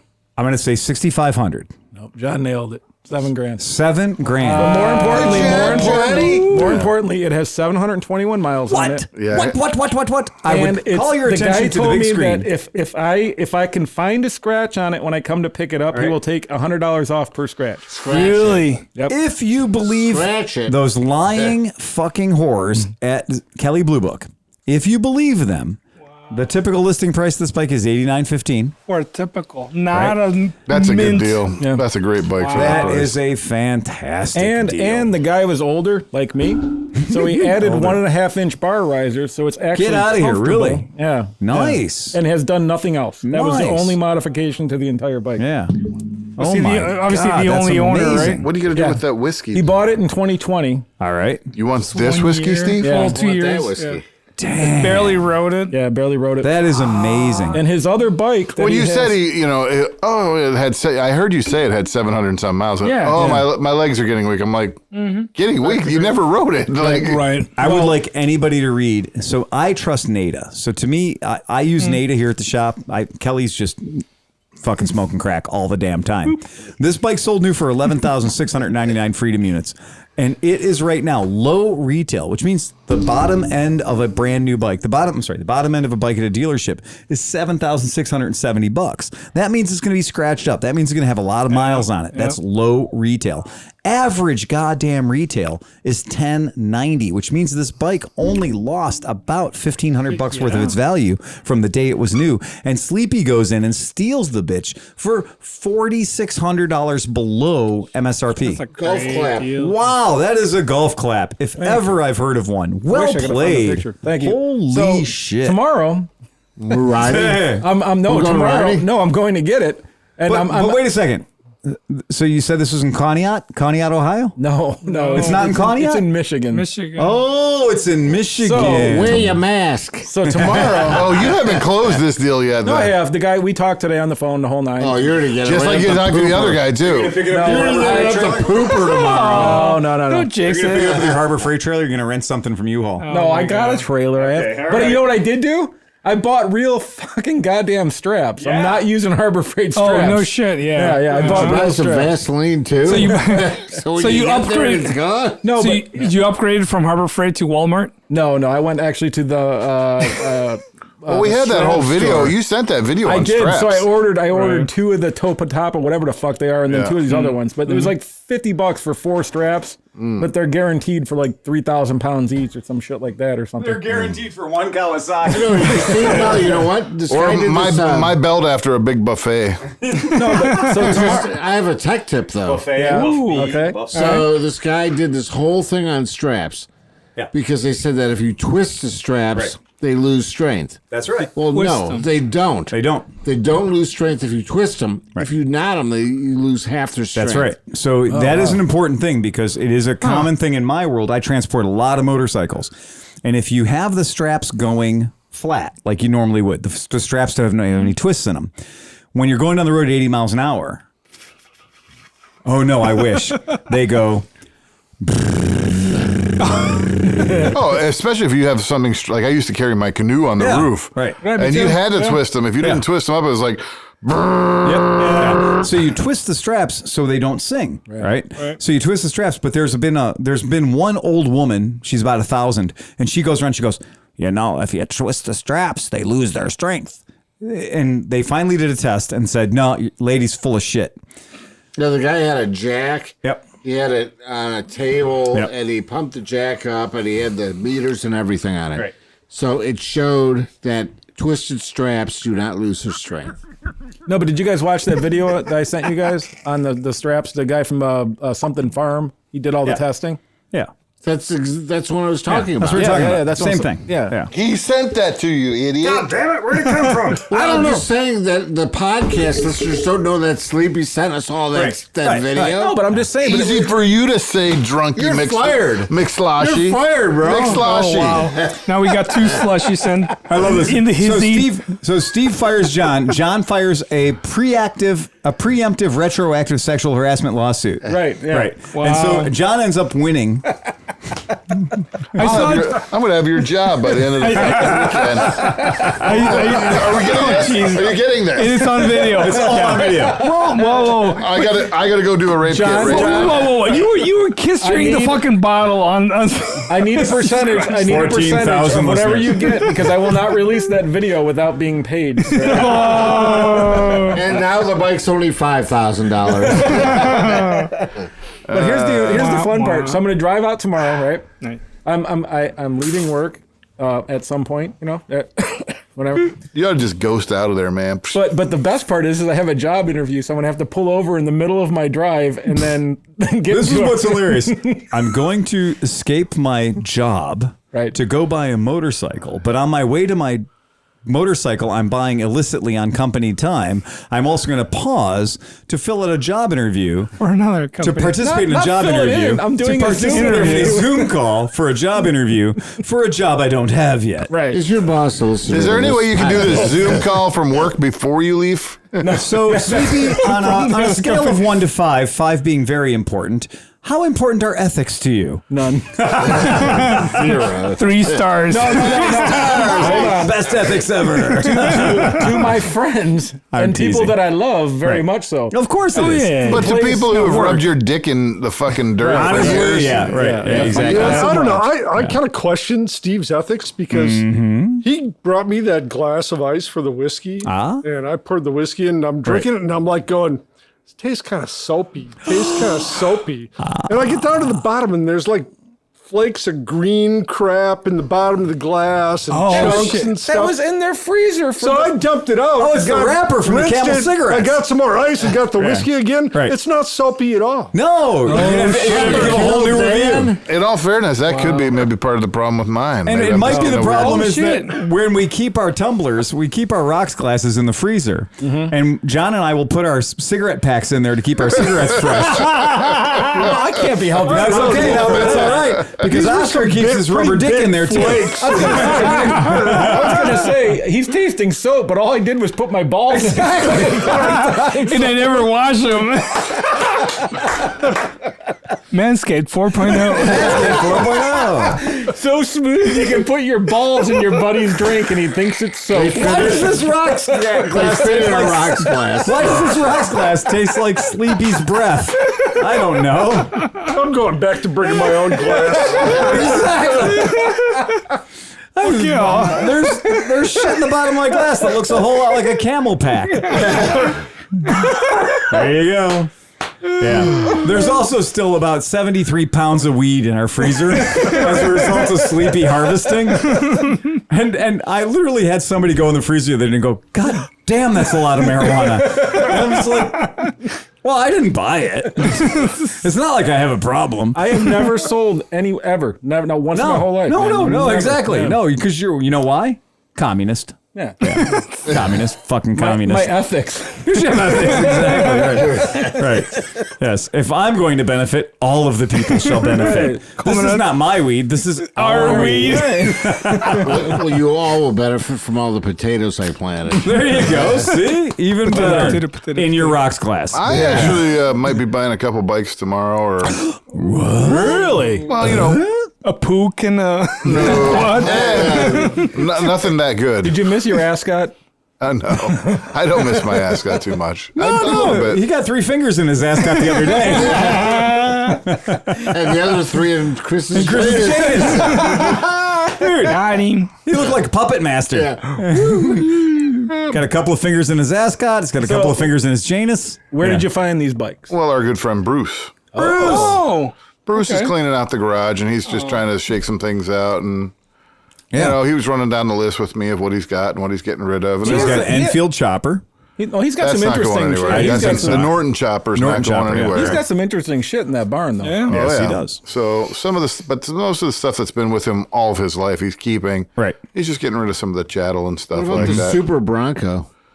You can talk to him about that, but I think he kind of likes He that. likes that Super Bronco. Yeah. And the 3-wheeler thing, that's Jake's, right? Yeah. He ain't going to let that go. Jake is not going to Mid-Ohio this year. Jake's not up to it. Jake's not up to it. Yeah. So what else is on the list? It's a lot going on. Well, he's selling his one little Trailmaster Yamaha 80, but he wants some good money for that. It's got a title, and it's in really nice shape. He's got a guy coming who's going to buy a bundle deal who's already I buying. had a guy like, coming once. Hey. All right. Anyway, sorry, I couldn't stop. He's in college. It doesn't Blame matter. liquor. Easy. It was in college and I needed the money. He has a guy buying like 3 or 4 bikes or whatever, but the ones that I was looking, he has a KE 250 Okay. Oh, yeah. and a KL 250, a couple Right on. Kawasaki's that have just been buried forever. Yeah. I think I can get both of those for about $400. Yeah. That's worth a And, little. and Safe money. known to have ran and everything like that. I love our standards. Did you see? So is this a running bike? Well, ran when parked. No, Did you we're see- well beyond that now. It's known to have ran. No, different. Yes, it's a Japanese motorcycle. And at some point, the fucker ran. It ran like a rape date before he parked it for You caused yourself a new job on the side by mentioning that you had a T-shirt at Cleveland Moto on Moto Stories that you sold called, we had a whole thing called Ran When Parked. Yeah, I'm surprised I'm not wearing one Rand? today. Yeah, Rand? Ran to win park. So now everybody went off on that, and they were like, everybody's like, I would buy that shirt if it existed. Right, yeah, so yeah. A1, and then somebody else was like, please make another shirt that says Call Rand. Call Rand.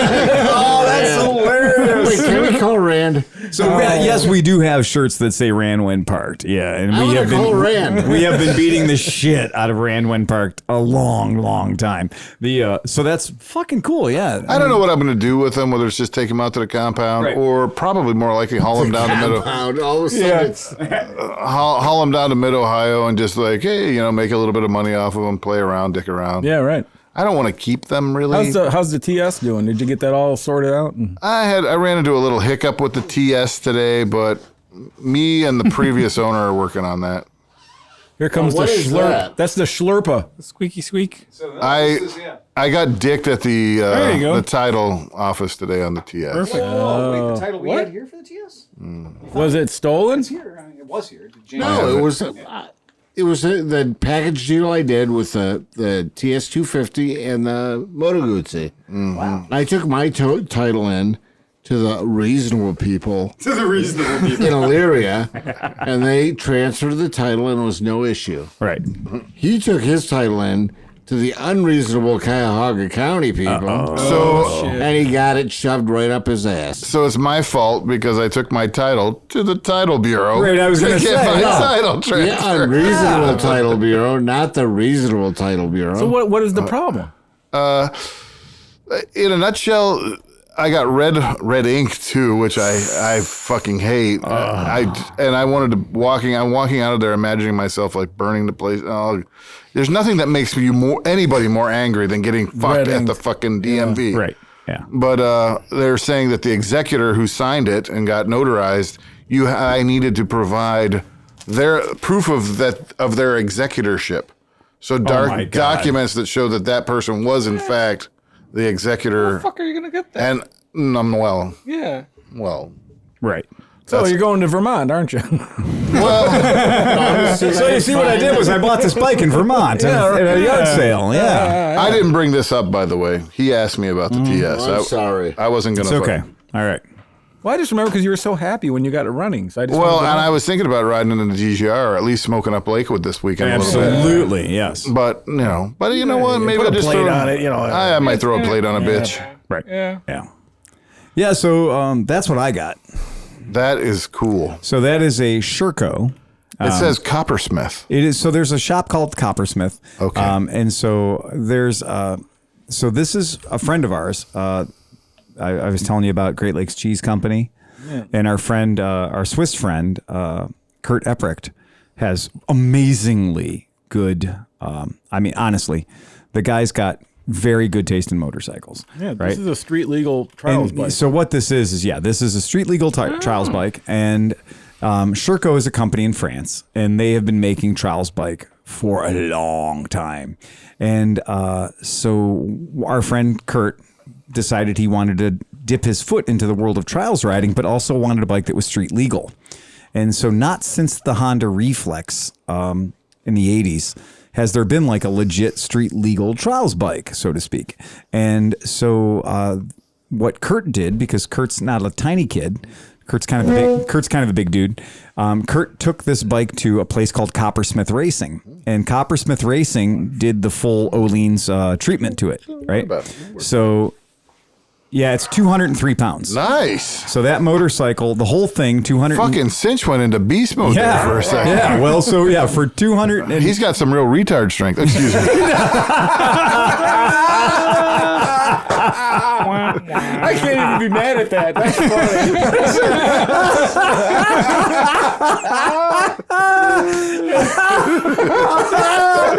do you know the only thing stronger funny. No. is an orangutan. So if you ever run into a retarded orangutan, give it up, dude. Just give it up. You ain't gonna win that battle. So yeah, Coppersmith Racing down in Akron, Ohio. They did some really cool stuff, and so this bike has been Coppersmithed. It's been performance suspension tuned. The cylinder says 2-stroke, but the exhaust says 4-stroke. Well, it turns out that the exhaust is a 2-stroke, and the reason they did that is because of expansion chamber theory, that with trials bikes, torque is important. And with 2-strokes, we know that ding, ding, ding, ding, ding, high RPMs is really, really important. They don't want the peakiness. Exactly. So with trials bikes, what's funny about this bike is that first gear and second gear, I've ridden this bike since it showed up here, and it's hilarious. I'm not a trials bike rider. I have never been a trials bike rider. It is a goddamned hilarious bike to ride because one, I can go, I think -1 miles an hour on it. It is extremely easy to go super, super slow on. Dude, yeah. $1 million idea. Yeah. Rent this out for the test. for the motorcycle test. $200 a day, fucking 2-hour use time. Tell us when your thing is, it'll be there. Okay, all Dude, right. I'm telling you, man. Yeah. Because you see all these dudes show up on bagger Harleys and Right. they can't do it. You're like, here, dude, ride this for 2 seconds. I didn't even think about that. You could fucking swing it around any cone you want. All right, yeah. You know? Why wouldn't you just drop off a buddy though? So and we've just- got a friend, Brad, yeah. and I got to. This is a shout out to my friend Brad from HVC Cycles. Brad is one of these guys. Like you meet him at a thing, and you're just like, oh, Brad's a good guy. He's hanging out and drink beers with us and everything else. And he looks like us. He'd blend right in here.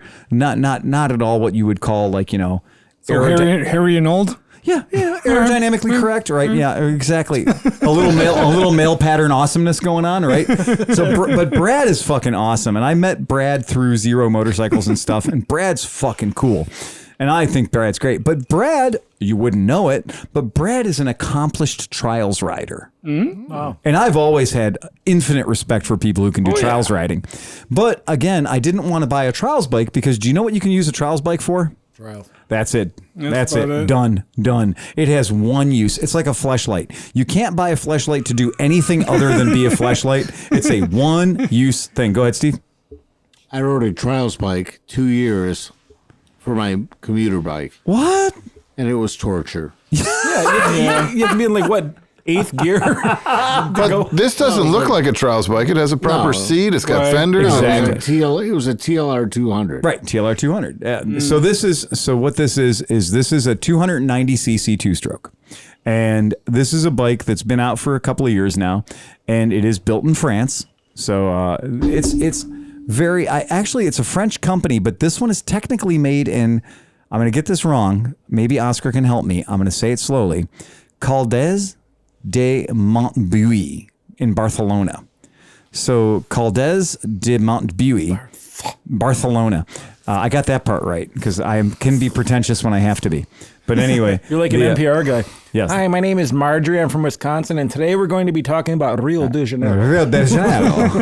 Exactly, yes. All of a sudden, just rubbed some Latin funk on that shit. Yes, exactly. You nailed it, too. So, yeah, the idea behind the X-Ride is it's a bike that is a trials bike, or they call it cross-training. Yeah, a cross-training bike. It is legal. But what's hilarious about this thing is the gearbox. So the first 2 gears, maybe even the first 3 years, honestly, are nothing but trials. So the first 2 gears, Ultra low. incredibly low. And ultra low too. Just hilariously low gears. It's silly how low the gears are. And then the top gears are like, oh, you want to go 60? No problem. Ultra high. Yeah, ultra high gears, right. So the gap between and I haven't quite figured it out yet, but the gap between 3 and 4 might be the largest gap that's ever existed in any gearbox ever. Which I wish Honda would do with the freaking Africa Twin. They need to drop that first gear down to nothing. That's true. You should have an off-road gear. A creeper. They need a creeper gear. Yes.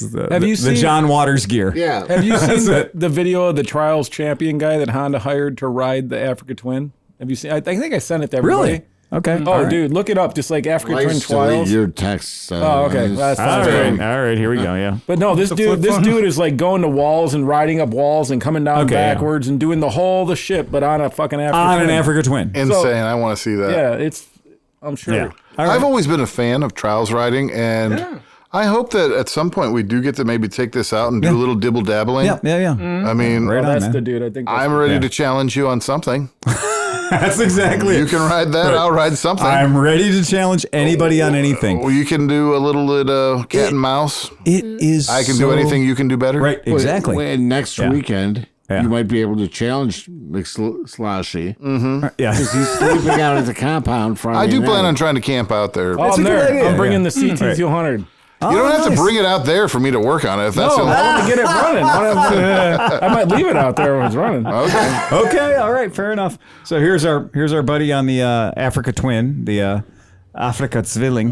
Dude, yeah. So this dude, he's straight up doing all that crazy trialsy shit. Totally fearless. Yeah. That's So, it. Steve, you have that All right. bike. Well, that was like for one turn. That was it. That was I'm a loser. I admit one it. fucking There's turn. no way you could do that. Yeah. But I've been riding that all week. You're inadequate.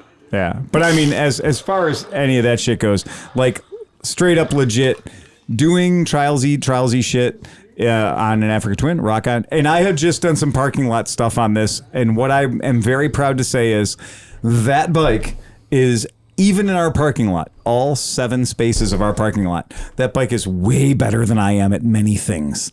But what it does do really, really good is it does manage to stop in its tracks. And it manages to stop in its tracks and then flywheel balance really, really well.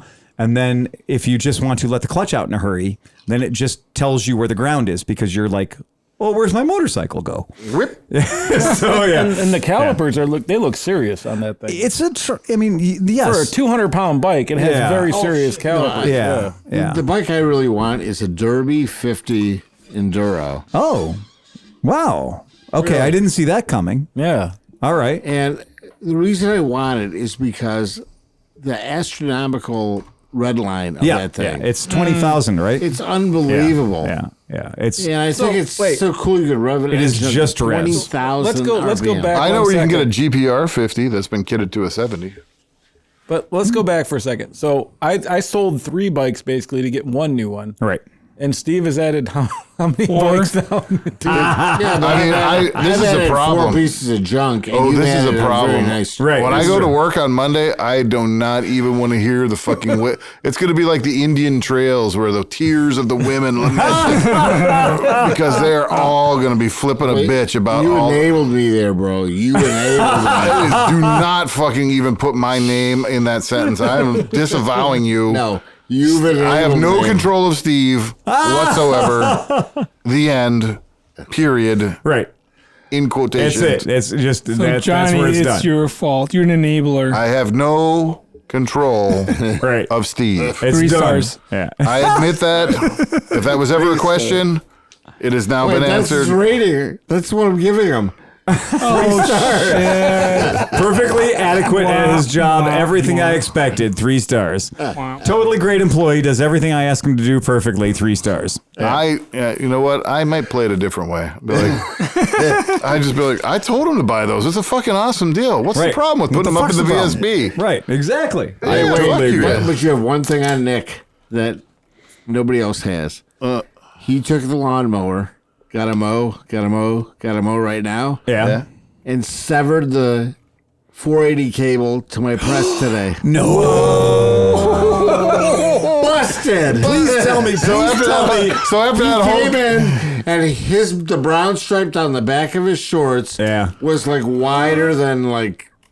I really wish though, but I would So hope that whole we had a whole little conversation about this. Yeah. Because he kept calling his cousin Jake lazy for not getting off the mower and kicking the thing over so he could mow it and then kicking it back. Yeah. And I'm like, I started this because I was like, well, you could probably just bump it a little bit with the mower. With the and mower. if you have He to. bumped it all right. And then Mike's like, yeah, that's all I ever do. I just go along and I just ride bump it it with the mower. I ride it. I let it slide over and then I go down the other. Now, line, did you and say that was a 480 volt power supply? 480 He hooked volt, it, this threw big. it into the mower, and he came in and he was white as a ghost, and he's like, "Poof." Because I was asleep at lunch, of course. I may have just exploded the world. 480 volts. No, he came in, and I swear to God, it looked like he had 50 pounds of shit in his pants. And he said, It had to be epic. no, it was epic. It was awesome. And he's like, I just hit the 480 line and your press is down.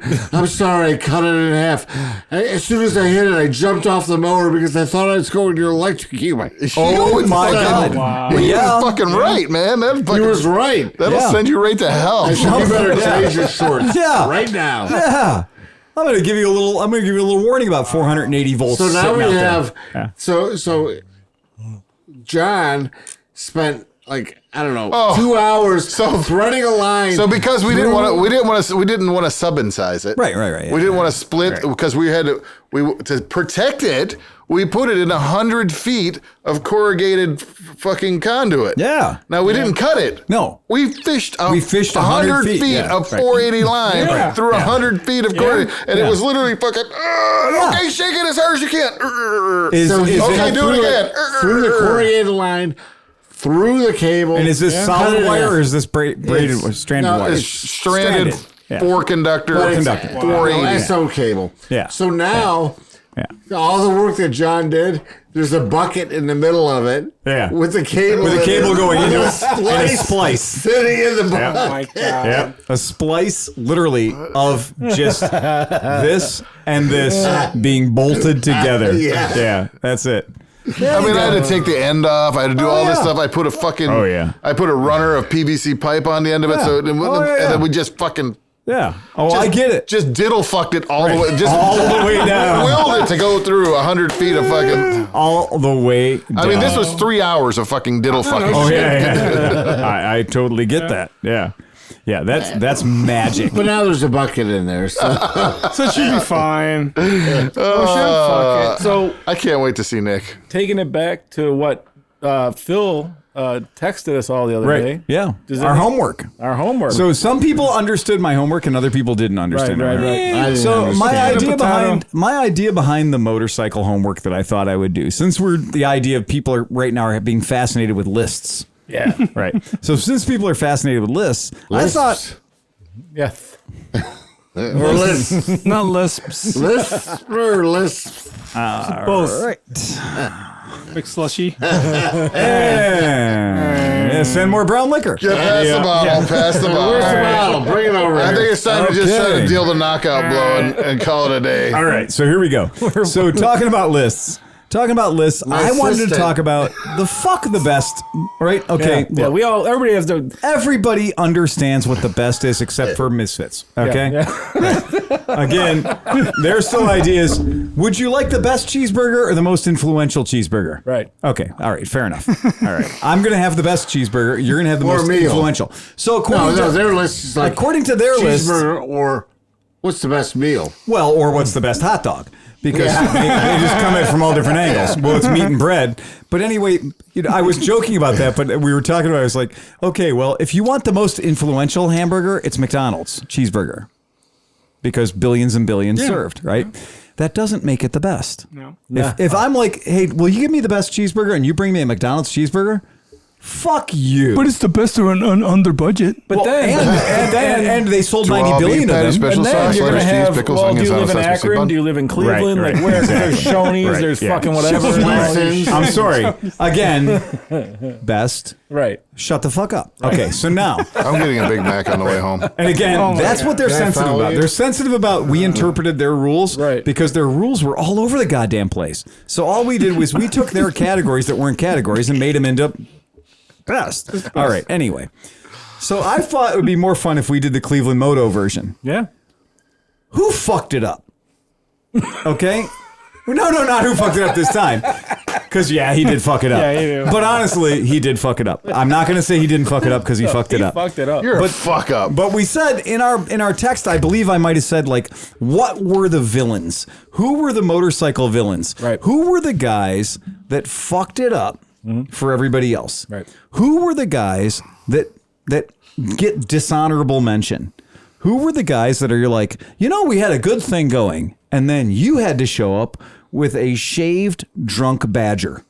Like everything was going well until you guys had to fuck that up. I didn't really get to do a whole lot of homework on this or anything. And I don't have one particular villain.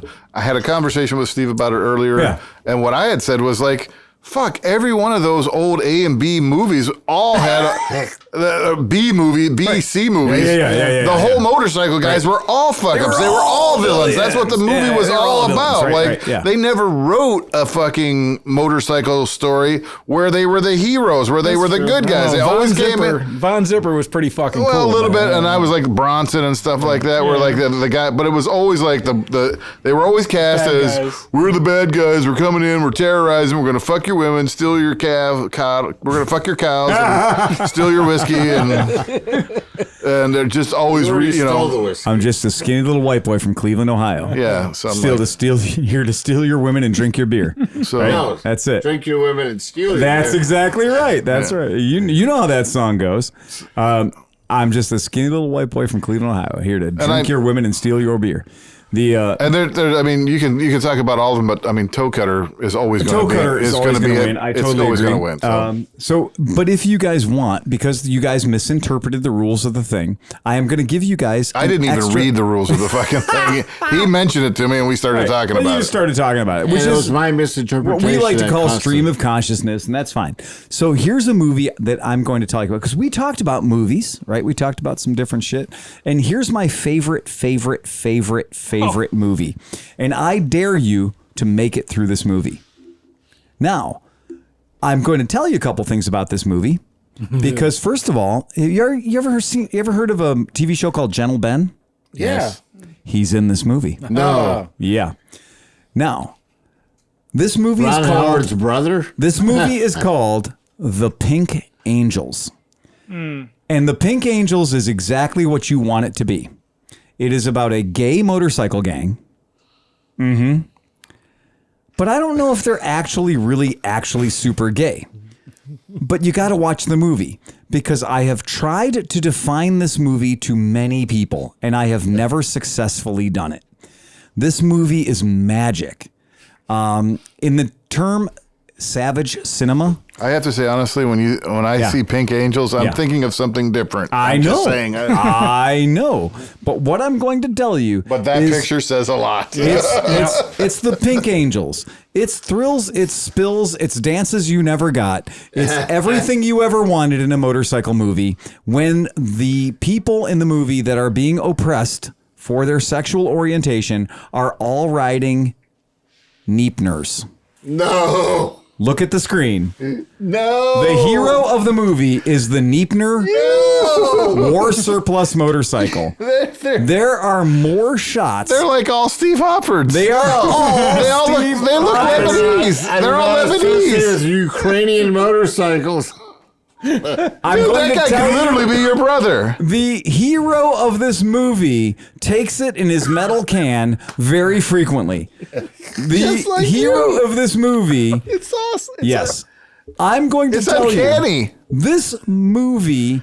It's got Ryan Reynolds in it. How does it have Ryan Reynolds in it in 1971? He wasn't born yet. Exactly. There are so many amazingly beautiful images in this movie. Not iron crosses, rebel flags, all of it, all together in just it's beautiful homogeny of the highest order. Trust me when I tell you that time spent watching this. But what I'd like to bring up that guy's amazing. Okay, that guy right there with the yellow things in his hair? Yeah. That's Gentle Ben. Oh, it is. Holy shit. Yeah, it is you're right. Gentle motherfucking Ben. And what people don't know. Was this before Gentle Ben? What you don't know is that Gentle Ben was in a large number of biker movies, bikesploitation movies, and he at one point did own the Captain America chopper, everything else. Gentle Ben, big B movie biker exploitation film. But if you can see, he's got a very happy gentleman on the back of his motorcycle with him in that one. I think that might be the term is catching. He had his teeth removed for a specific purpose. Yes, he did. Yeah, that's exactly. This changes everything. He invented the term Hummer. Outside of the law enforcement vernacular. That's Grizzly Adams to me. That is Grizzly goddamn Adams. Gentle Ben, Grizzly Adams, the whole nine. Yeah. Grizzly goddamn Adams. Who was BJ and the Bear? Was he that guy? No, that was a different guy entirely. No, he's still Grizzly to me. He is still Grizzly, but what I'm going to tell you is still a bear. Do what you can. This is a whole new dimension. I'm still taking all this in. Right. I'm going to assure Wait, I'm not you, taking anything in. Right. It is a long shot you will thank your Uncle Phil for, is to watch the movie Pink Angels. Watch it, enjoy it, live it, watch it twice. I want to get drunk and do a MST 3000 version of this movie. Oh, yeah. I want us to sit and give color commentary all in pink for the Pink Angels. Because yes, Grizzly Adams is the star. I mean, I think he might take the lead in the I think that might be a really good thing to do, actually. Film us doing a Mystery I think that's a really good idea. Projected somewhere. Yeah. Are we talking about two different people, though? Grizzly Adams, Gentle Ben was Ron Howard's brothers. It's Grizzly Adams. Yeah, but wasn't Ron Howard's brother in Gentle Ben? I have no idea. I have Yeah, no I think idea. so. But this has goddamn Dan Haggerty in it. Like, No, I that's mean, a different person, yeah, though, right? I mean, I'm not kidding one bit when I tell you that this movie is magic. I'm going to watch it with my family some night. It is, mean, and we're talking about. So your villain, My villain is Your Lance villain. Henriksen. yeah, Lance Hendrickson playing the part of Chains Cooper. Chains Cooper. Chains Cooper in the motorcycle biopic, the documentary, if you will, that is Stone Cold, which is literally just a vehicle to get Stone Cold, which is Brian Bosworth, not Stone Cold Steve Austin. No, Right. it's Brian It's Bosworth. Brian Bosworth. Right. Because Stone Cold Steve Austin wasn't a thing yet. This is 1991. That's probably where he got his name. It could have been. Because he loved that movie. But this is another movie that has men wearing not enough clothes, literally not wearing enough clothes, riding Harley Davidson motorcycles, professing to be super hard. I mean, super hard. And then, of course, the nemesis is Chains Cooper. So, Chains Cooper is just the baddest of bad guys, right? Yeah. I'm changing my name to Chains. Chains That's the greatest name Cooper. ever. Chains. Chains Sleepy. Chains Cooper. Actually, Right. I mostly Chains shaft drive Sleepy. bikes, so I have to go with Shaft. Shaft. Shaft Exactly. Sleepy. Yes. Shut your mouth. You know what my biker porn name is going to be? Shaft Petcock. Yeah, that's it. Shaft Petcock. Okay, so after you went through this whole thing and I realized that I was wrong. I misinterpreted what you wanted me to do. I've actually come up with... And you realized something- you were watching a gay bike exploitation film from 1991 But I kinda that liked it. featured. 1971. No, this is 1991. Oh, his movie. Yeah, Okay. right. This is the one with Brian Bosworth in it, a football player who decided to do what? Be in a movie, because that always gay goes biker well. movie. Exactly. He was also in, I think I Come in Just Peace. ask O.J. Simpson how that works. Yeah, I come in peace of what? No, that was a good movie too, because the alien, all he says is, I come in peace, and then he sticks a needle in your brain, Okay. injects you with heroin, and All then right. sucks your pituitary gland out. I've done that on Saturdays. So I guess that's adrenochrome for... Ever since Biden's in office, Yeah. it's easy to get, dude. It's fucking sweet. All right. So what was the bike that you thought about Okay, after the fact? So, In retrospect, in retrospect, and by the Phil way, explained to me- Cleveland Moto's sidebar should just always be in retrospect. Yeah. Because realistically, the phrase that seemed like a good idea at the time was built for us. We do live in a retroactive perfect world. Oh, do we? Oh, do we? posthumously, Posthumously. whatever. What I digress. And then the But I bourbon. regress. And regress. John, he's a little low. He's running lean. Oh my god. No more bourbon. Let's Posthumously. Let's No more enrich in bourbon. that little mixture. Posthumously. No, let's not. Let's throttle him back. No, wait. We got to So open I up finally the figured gents a out what little Phil bit. was asking for. And My problem was nuance. I work in a world of nuance and Right. subtlety. well, my pick is the CTX 1300. Wow, you're going big on that one. You're going big And on that that one. ruined No. what did it ruin? That the most? ruined the ST 1300 genre, like the line. It like cut the line and turned it into a monstrosity. Okay, yeah, right. Because you're right, and you're absolutely right. So it took a V4 bike. It took a bike that was a V-powered bike that was a sport touring bike, which we can all agree the ST1100 and the ST1300 are kind of magical. Right, they Absolutely. are. They're kind of magical. They are. I've ridden a bunch of them. I've never ridden a bad one, honestly. They're fast, smooth. There's nothing And our to friend dislike Harry, about it. or Henry from the Misfits, he rode one across America that was like a former cop bike. So it already had hojillions of miles on it. And he rode that bike across America. No, they're 100,000+ mile bikes. Easily. And they are majestic and they don't die. And cops can't kill them, which is amazing. but then they bastardized them. With the CTX 1300. So what were they thinking when they went from the ST 1300? Okay. Eliminated that. Right. Went to the CTX 1300. Right. Eliminated the lower fairing. Okay. Put a shark fairing on it. Yeah. That did nothing Does nothing, for you. yeah. It does nothing for you. And so it basically severed the lineage. I got a question for you. And I agree that you're right. The CTX 1300 is a fucking villain. Is the CTX 700 guilty of the same crime? It's just as bad. Because you owned one. No, I had the same motor. Same motor. I had the because I can tell you that motor is a fucking sex crime. It is. It's bad. that motor is a crime. NT 700T. Yeah. NC700X. Right. That's what I had and you had. Because that You both had motor, that one. that motor is a parallel twin that Bruce takes the is dead fun set. out of motorcycling. Yeah, I'm buying the 750, the newer 750. The new 750, right?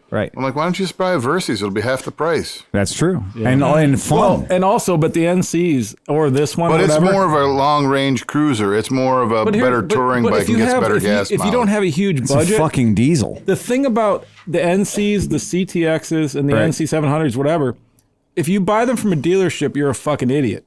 If you buy them used for $3,000, most of them have 1,200 miles. And if you're looking for a commuter, you just need a bike to ride or something. Man, And that's true. It's a good. They have no resale But value. they're cheap as shit. They have I mean, the absolutely- plastic is like the kind that you feel like you could touch and Oh yeah, center and I weights in will your I will hand. second you on that because we did have a customer lay down a CTX 700 and it exploded on impact. Oh, I'm sure. Like that thing was the definition of frangible. Right. Like when it hit the ground, parts of the bike that didn't hit the ground, parts of the bike that were still in his garage shattered. Yeah. Well, it's like the NT700V. Yep. I mean, it's a good concept. Right.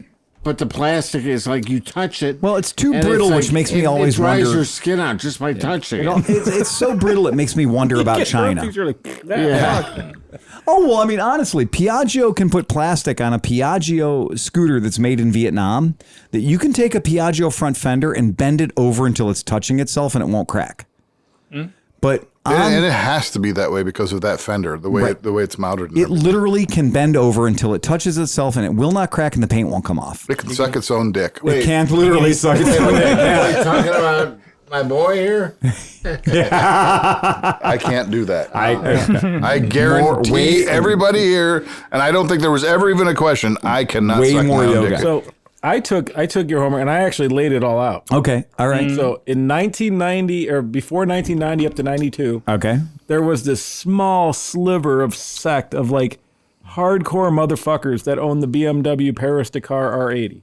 And these dudes were world travelers and like they were covered in mud everywhere and people would come up to me like, where are you from? And he'd be like, oh, I started in Tanzania and now I'm fucking in Ohio. And you're Well, like, yeah, wow, I mean- yeah. And then 93, they came out with the GS 1100. And then our boys did the long way up or whatever the fuck it was. Yeah. And then a year later, No, that's a long way round. long way round, sorry, yeah. Long way But around, then a long way year up, later, reach around. every Starbucks, every parking lot, everywhere had a dude dressed to the part with Sorry, the dude. bike. And you're like, where'd you come from? And he said, oh, 3 blocks over. I live in the yellow house over there. Hey, Sleepy. Yeah. Look up on the screen. Yeah. So up on the screen, we got a BMW R80 GS. Right. Well, that is a great Now bike. hold on. No, but that was the I have a question for you guys. If the room will give me a second, I'm going to ask you one question. How many aluminium boxes are on that motorcycle?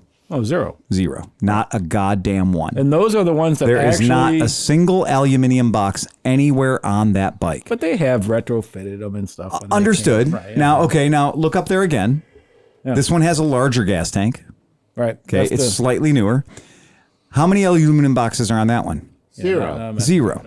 So who the fuck ever decided that aluminium boxes were the secret Well, I think it was pass what- key? It 'cause was like those it was like were- the Playboy Key Club thing to be into, like the Starbucks Adventure crowd. I think the reason is that these, the way they open, they weren't really waterproof if you were up to the I gas tank and understand. water. Where aluminum ones, if they're built right, you can grow through. Why Oh, would you no, need them? Though? that's fine. That's great. If you're traveling around the world, like Right. you're actually doing it, you have a bunch might- of shit with you. Right. Right. You have So a bunch of shit with you. It depends, and the thing is, the reality of it is the guys that do this, like round the world Paul and Right. stuff like that. Yep. he had aluminum boxes on his one bike when he was mostly on pavement. Right. But like if you see pictures of him on off-road, he switched to soft bags because they will break your legs in half when you fall over in sand. I have a really stupid question. Fire away. I would hazard to guess that if I really wanted to, I could ride my motorcycle all the way around the world and probably not have to go through. I mean, you're telling me that there is not a hard highway if I just chose the right route? I don't know. Do you want to go through Siberia or whatever the fuck they went through? I don't know. I don't know. Okay, so you're saying, I mean, maybe I'm wrong, but I just feel like... I guess what I'm going to say, to John's point, is anywhere that a human being would want to go with, let's just say, I don't know, a box of toilet paper or a box of penicillin or a box of porno, right? Those are the places I would want to go. And so a place that can't get a box of penicillin. Your standards are low. Where do you want to go, Phil? They got penicillin and porn? Yeah, all right. Okay. And toilet paper or tissues. And borscht. Right. No. Fuck borscht. Like I said, I'm going to say toilet paper, penicillin, and porn. If you have those... You can't eat any of those. DPP, baby. No. Again, I can This eat... is just the lipness test. I can eat indigenous vegetation. People who live there can make me food. Right. But here's my thing. I've traveled a good bit of the world, and I've gone to places where people shoot at you for what you believe in. And my general standard is when I'm traveling worldwide, sometimes when Uncle Sam was paying me to kill people or whatever, those things happen. My standard litmus test back then was I really don't want to be anywhere where a truck doesn't bring in toilet paper, porn, am I wrong? No. And penicillin. Right. Okay. It turns out that every place I ever had a really bad time didn't have those three items available to me. Now, that kind of qualifies as being like, I have no desire to go to Jupiter. You know why? No porn. Yeah. Okay. Exactly. No penicillin. There you go. So there are places on planet Earth that don't have those things, but I don't need to go there. Period. Dot. End of sentence. Do you know what those places don't have? Any place that doesn't have toilet paper, porn, and penicillin are the places that aren't on the list of places I want to go. But can you substitute a bidet for toilet paper? If they don't have toilet paper, Yeah, there's not. I would also hazard this. Yeah. That no matter where you are, a fucking UPS truck will find you. You could exactly. If you have an address, right? The UPS truck can find you. Right. There will be you'll be broken down on the side of the road. The question is, do I want give to an address? You can have your part ordered to you in the mud hole. Do I? I'm sorry. Can I get this Amazon Prime to the third mud hole on the left past the dead antelope? Yes, you can. But my point is that these dudes that were real deal dudes that were traveling all over the place, and then a year later. Like, I'm sure it happened kind of for a minute without the transition, knowing it happened. Yeah. So this guy rolls up and he sees another fucking, another BMW adventure bike all laid out. Yeah. And he goes to talk to the guy, and the guy's sipping on his fucking latte, and, he's a banker, and he's like, so how many miles you got on that thing? And he's like, oh, I got to do my 600-mile break-in. Let me just correct the fucking record here right now. Right.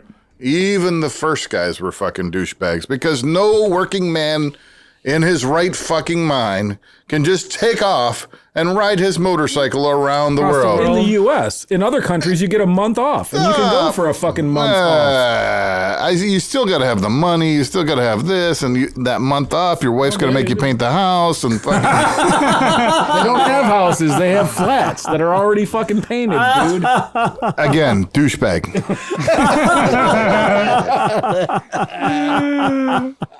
That is fucking classic. we just lost a one European listener that we had.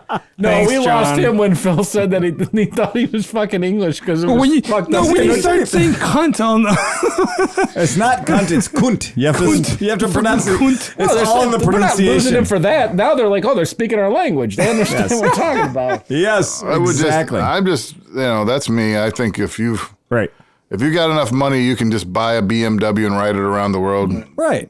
So the other one I came up with, and I was talking to these guys, and it's kind of hard to put it in place, and you might actually have a better perspective on this at all.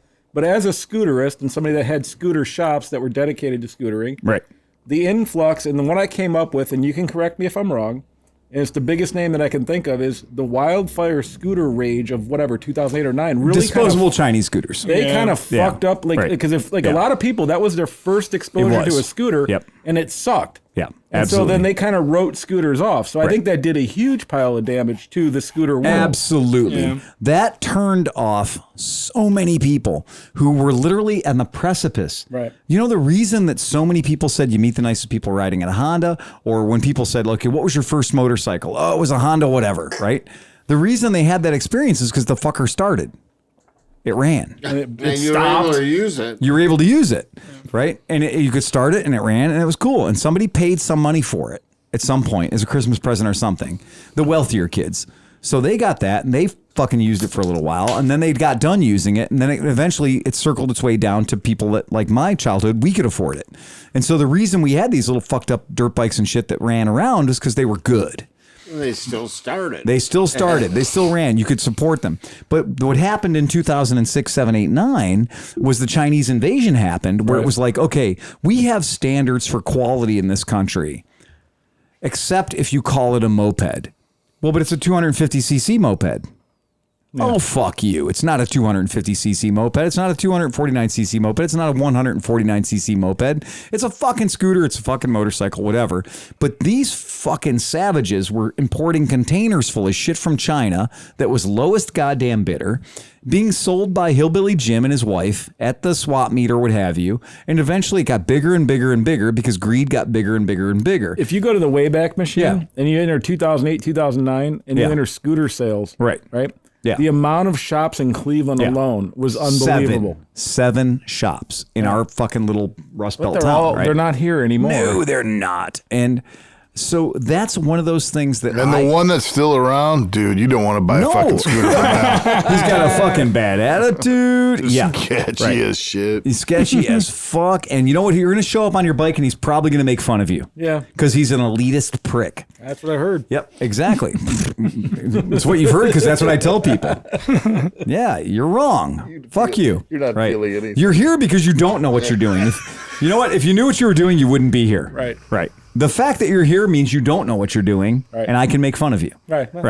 I don't hear Phil's pick because I think his is right.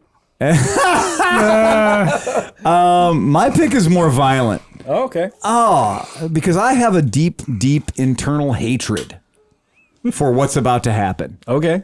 And I do too. I mean, seriously, I do too. Oh, did he just say I did too? I'm not drunk. I'm speaking in cursive and it's classy. Thank you for the Australian. I'll ride his zero home tonight. Can somebody get the Australian liquor? My fucking God.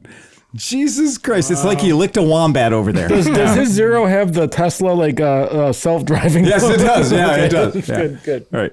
Yeah, exactly. Somebody better go pull a spark plug wire off that. Pull your spark fucking flyer. All right. So my pick. We got to end this podcast because I got to wrestle with Steve for a while. Down here, please. Oh, we're going to have the official wrestling area in front of the Sherco. My official pick for the fucked up worst motorcycle villain, the bitch that fucked me all up, is legitimately the 1982 Honda VT750 Shadow. Why? Because this is, as Steve pointed out, this is a magnificent motor. This motor, this shaft drive system, liquid cooling, this bike gets it right on every fucking level. This motor is a piece of art. Engineering-wise, performance-wise, everything that this motor did. And how long did the VT750 exist in its liquid-cooled format? Answer, it still does, right? Because it's that fucking good. This motor was amazing. And then they put it in this fucking Tyrannosaurus butthole of a motorcycle. This thing has no idea what the fuck it is. No, it can't be a Tyrannosaurus. This motorcycle saw a picture of a Harley Davidson backwards in a mirror passing in the side window of a van and went, oh, that's what people want. They literally worshipped. They were like, I'm sorry, I can't design a motorcycle right now. I got Harley Davidson dick in my mouth. And the thing is that even in 2021, if you have this bike and you call a dealership, they will tell you to get fucked. No, you say, I need tires. And they said, well, we only have one. And they come with fucking letters on the side that say like radial and qualifier. Yeah, you have to have those on there. This is a Waterworld reference. Do you know, like, when the deacon, when he drops the match into the oil well, and the old guy who lives down there just to check the level, and he sees it falling down. He sees the match falling. And he says, oh, shit. No, he says, oh, thank God. Oh, thank God, yeah. That was how I felt the day the VT750 left my garage. I was like, thank God. Okay, because it's all over with now. And this took some fucking debate, by the way. I will have to tell you, in the interest of fairness, to be fair, I had to go back one generation further in the fuck you machine because I had to honestly say that this bike might not be guilty of the crime. The bike that might actually be guilty of the crime is from one tiny miniature generation before, and it was the Honda CB750 Custom. Oh, yeah. And the Honda CB750 Custom was already showing signs of fuckassery. Yeah. Okay? The CB750 Custom had taken a perfectly good motorcycle, which was the 1980 Honda CB750, and put the sway back horse seat on it, the stepped seat, and the gas tank going up at a slightly jaunty angle. And it wasn't yet totally, because it still had a 4-into-4 exhaust. Yeah, right? but the front already looks fucked up, too. But it was starting to get a little fucked up. 1981 Honda CB750 Custom. And you know what's funny is a lot of the hipsters didn't understand that this is a completely different bike than the other ones and still tried to make this fucking thing. They would make these into cafe racers. Oh, dude, so and terrible. The frame is not accommodating to that at all. Terrible, man. Absolutely not. But I'm going to assure you that the bike that is the crime of the century is the VT750 Shadow, because it spurred 1982. Honda got there first. And when Honda got there swinging its giant red dick, Kawasaki was right behind him. Yeah. So when you start to look at, so this is my favorite Google search. So you type in 1982 Honda Shadow. Yeah, of course. So now type in 1983 Kawasaki. Now, here's the cool thing about this Google search is you don't need to type in any other letters, because within 1 nanosecond, the Kawasaki, you get the good and the bad, 1100 LTD shows up.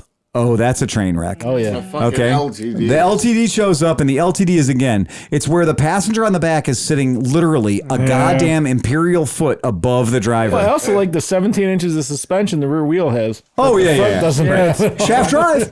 But then the Spectre comes up. Oh, yeah. And we used to call these speculums.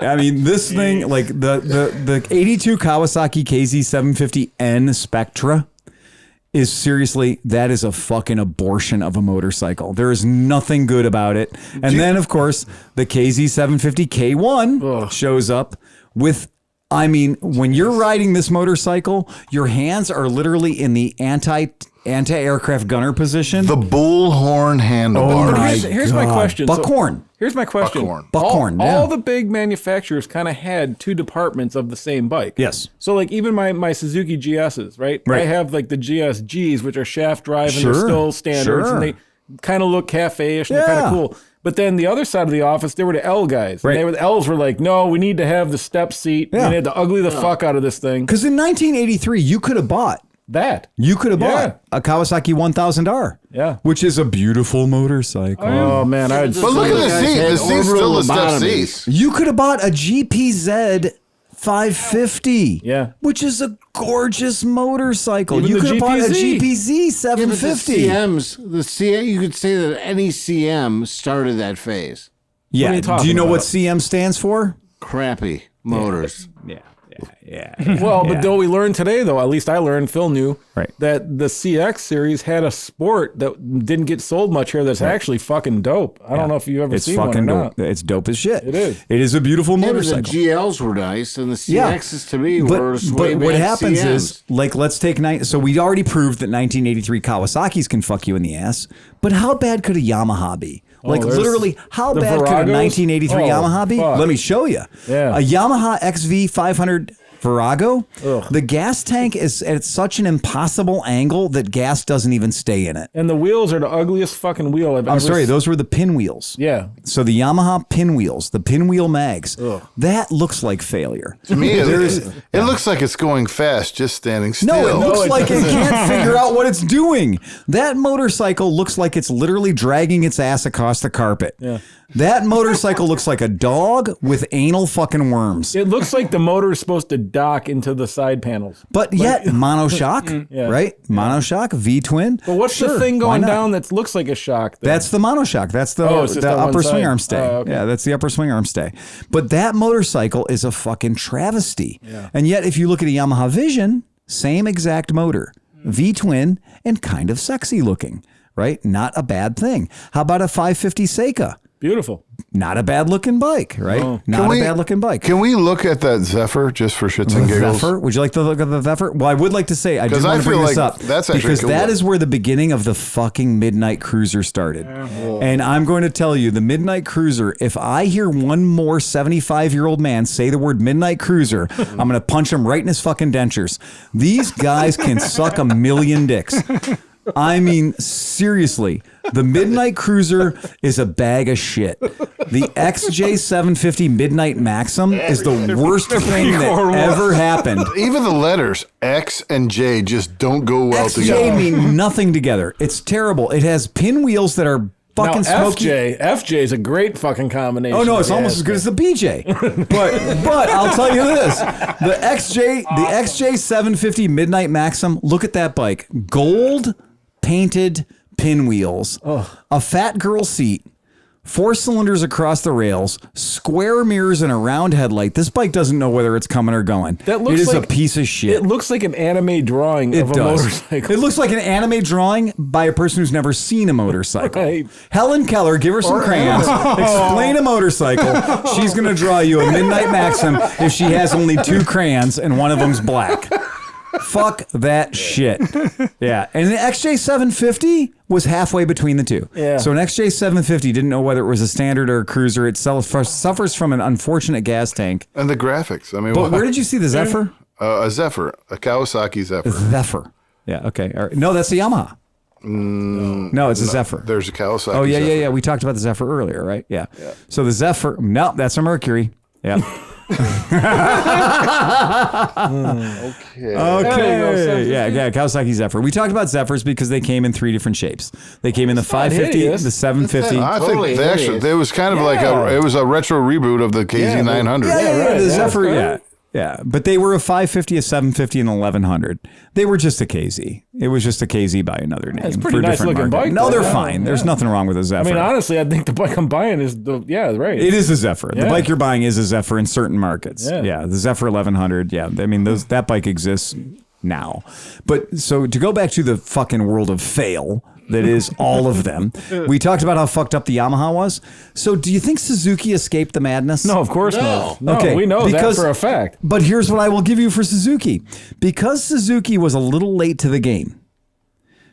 Mark Twain? Salmon Clemens? He said, when the world ends, I want to be in Cincinnati because everything happens 10 years late. Right?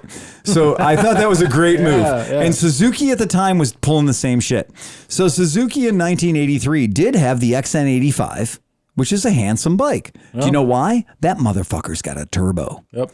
That everyone talks about the CX650 and strokes the CX650's dick.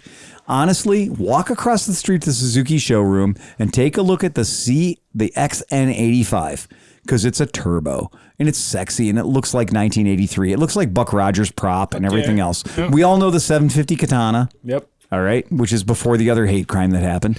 Okay, but anyway, tuna. Yep, you got it. But there was something, and it was called the Tempter. And there is nothing tempting about a tempter. A tempter. The tempter. The tempter is right up there in the naming with the intruder. Anal tempter? Yes, exactly. The anal tempter? You got to find a guy that has you got to find Do a you guy know that collects- the 650 tempter comes with a bag of candy? Right. Yeah. But the same guy also owns a probe. And a windowless probe. fan. Yeah. He's got a probe. He's got a probe. I'm sorry, dude. Did you ride your tempter to work today? No, I brought the probe. Probe, right. That bike gives me the same feeling of having my fucking hemorrhoid checked. The tempter is literally a gas tank that is too small for this motorcycle. Right. There are certain parts of a tempter that are just fucked up. And it was literally that particular motorcycle was Suzuki saying, I know we're late to fucking up motorcycles, but if we try real hard, we can come up with one. Oh, no, but they did a good job with the L's, too. They fucked the fucking 550L, the 750L. Again, you nailed it when you fucking said Ls. L. Yeah. So when Suzuki put shaft drive on something, the bike wasn't the only thing that got the shaft. No, the G's ended up being shaft drive, but cool. The L's The were like Ls the other were- department. I don't know. They were like the Kawasaki LTDs. Yeah, right. Right, exactly. It's the bike that you got when you couldn't get the bike you really wanted. Right. Right. When But I there were lost- some leftover 1-year-old bikes on the floor. Right. I That's what you hate got. to admit it, but Yeah. so after I had lost my license after having my Honda Hurricane at the age of 19. You lost your license? Yeah. Well, of course you do. Well, no, he didn't lose it. Somebody took it from him. Yeah. Very. They took your license? forcefully. I've lost all kinds of shit, but he had his license taken away. Yeah, they forcefully took it. Revoked. But so when I finally got it back, I was broke and insurance was I couldn't buy anything. Whatever. So I got a Suzuki 550L. Yeah, you did. Because it was it cost me $350. It had 2,000 miles on it. And it rode two people, whatever. But it was, I remember just going out to the garage and being like, Oh, the mighty have fallen. yeah, it was terrible. It really is. I mean, when you do see this particular 1983, so Honda got there first in 82, because Honda does sometimes get there first. If we look at the Honda Hawk, the 650 Hawk, they got there first. If you look at the GB500, they got there first by getting there late, and they got there first again. But there's no shit. It is not. There are motorcycles. See, 800. They got there first. Right, they got there first. And the only one that got there. They were the only one that arrived. Well, Tupperware didn't want to deal with any more motorcycle companies. Okay, but somebody once told me that BMW was immune to 1983, and I said, no, sir, you're wrong. BMW got fucked in 1983 too. I bring up the BMW R80 ST because the BMW R80 ST is literally saying you can fuck up a BMW. It has no idea what it is. And then there's the windshield on the R65 LS. The windshield on the R65 LS is a sex crime because it is round and triangular at the same time. That's probably why the guy put the picture fairing on the bike I was looking at, because he took that off. He put that god awful dustbin fairing. You ride that bike, it'll be a crime how much sex you don't have. You don't have. Right. And remember how we said that there was no such thing as an attractive motorcycle with a square headlight? Yeah. I present to you the motorcycle that should have had a square headlight. Yeah, right. The rest of this bike is begging for a square headlight. Yeah, and somebody forcefully put a round headlight on it against its will. You can tell by the design that they designed it with the square headlight. What And then is they were the like, insect that has the mandibles? Like that's Oh, what it is. there. yeah, whatever. But so they were like, Rolf, come here. What? How many round headlights do we have left? Right. 27,950. We will make 27,950 R650 LSs with round headlight. The Germans. The Germans. Do you know why this bike, I find so much humor in the 1983 BMW R665 LS? Because it legitimately looks like somebody with a ball gag in their mouth. This looks like a dude. This looks like a dude in a silver latex suit. I can't say my safe word. That motorcycle to me always looks like. And some of the other things they did too, like it's usually the Germans, as Steve says, The Germans. Their design and style is good, but what's the deal with everything silver and then they put black pipes on it? Well, If you see the bike in red, it really does literally look awful. Yeah, the motorcycle looks like shit. But it's not as bad as a Honda Shadow. No. Right. So what I'm saying is that's my idea. So 1982, not so much for just the bike itself, because the motor was genius and it was functionally, it was wonderful. I've had a bunch of them. But what I will say is what it ushered in. What it ushered in was a failure on every brand, because what they did was they went, oh, Honda did this. Now we have to do that. You know, and here's, if you guys want a visual representation of how bad a square headlight can fuck a bike up, look up a 1982 Suzuki GS 850. And then look up a 1983 Suzuki GS 850. Yeah. And it's shocking how a square headlight can fuck something up, man. And I also will tell you, on that particular motorcycle, the headlight came inside a toaster. Right. So in 1980, right. So the headlight itself came wrapped inside of a bigger box. Yeah. So when you look at a Suzuki 850 square headlight, it doesn't just come in a normal housing. It comes in a much, much larger square box. Were you at the shop when that guy had that perfectly restored silver GS 850 with the giant square headlight? Yes. Looked like an old back screen projection TV. It did. Yeah. I mean, it was an amazing bike. I mean, it was jewel. I mean, I don't know about jewel-like restoration, right? But it was square headlight. super nice. And I think that one might have actually been a 1100. It was a monster. It was a big bike. It was extraordinarily heavy, but like, not kidding. What were we doing with that bike? I don't even remember. I can't believe it's this hard to find a picture. So that bike wouldn't run. There you go. Oh, so that was the 1981 Suzuki GS 1100 EX. Which looks exactly like my bikes, except for it has a giant square headlight. Exactly. They're terrible. And they did the 1980 had a bigger square headlight, where the square headlight was larger. The headlight was larger than the gas tank. The headlight on the GS 1100 That's a fucking Cylon. It was a monster. They were like, dude, we need a headlight. We need a headlight. Dude, my brother-in-law works for Peterbilt. I can get a sick deal. I'll get us a deal on Peterbilt headlights. The 1980 Suzuki GS 1100E had a headlight that you couldn't reach your arms across. Yeah. You could see it from fucking 3 states away. That's exactly right. There was nothing bigger or square. And the one that we had was the 1980 silver one that came in the shop, because it had the blue trim. Yeah. And it was like, seriously, the fucking nacelle that they built to hold that ridiculous headlight. Because you're right, they probably got a deal on 10 million headlights, and they said to somebody else, okay, now make the motorcycle fit into the headlight. And they never, ever did it. It was always just an abomination.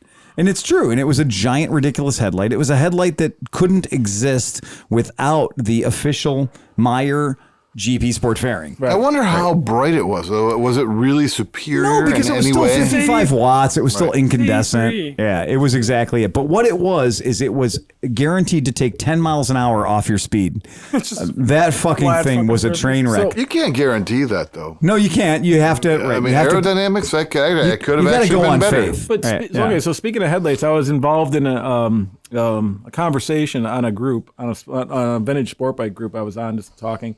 And they said that sport bikes, the actual true feel of sport bikes ended when dual round headlights left sport bikes. I love dual round headlights. Me too. And the thing is he nailed it, because like there's not one sport bike that's come out in the last 10 years that I'm like, ooh, I like that, because they're all angular and cut up and stuff. And they lost like kind of the fatness and the interesting stuff, and like especially the dual round headlights. I think some of the best sport bikes are the air cooled ones, like the early Genesis. It was still an air cooled inline 4 with round headlights. All the FZs. Oh yeah, I had an FZR. The purple and black FZR 600, and I loved it just because I had the 2 headlights. I had yellow ones in the front, so they looked all gnarly. But I don't. Yeah, it's true. Anybody else have a motorcycle hate crime? I just hate the MP3s.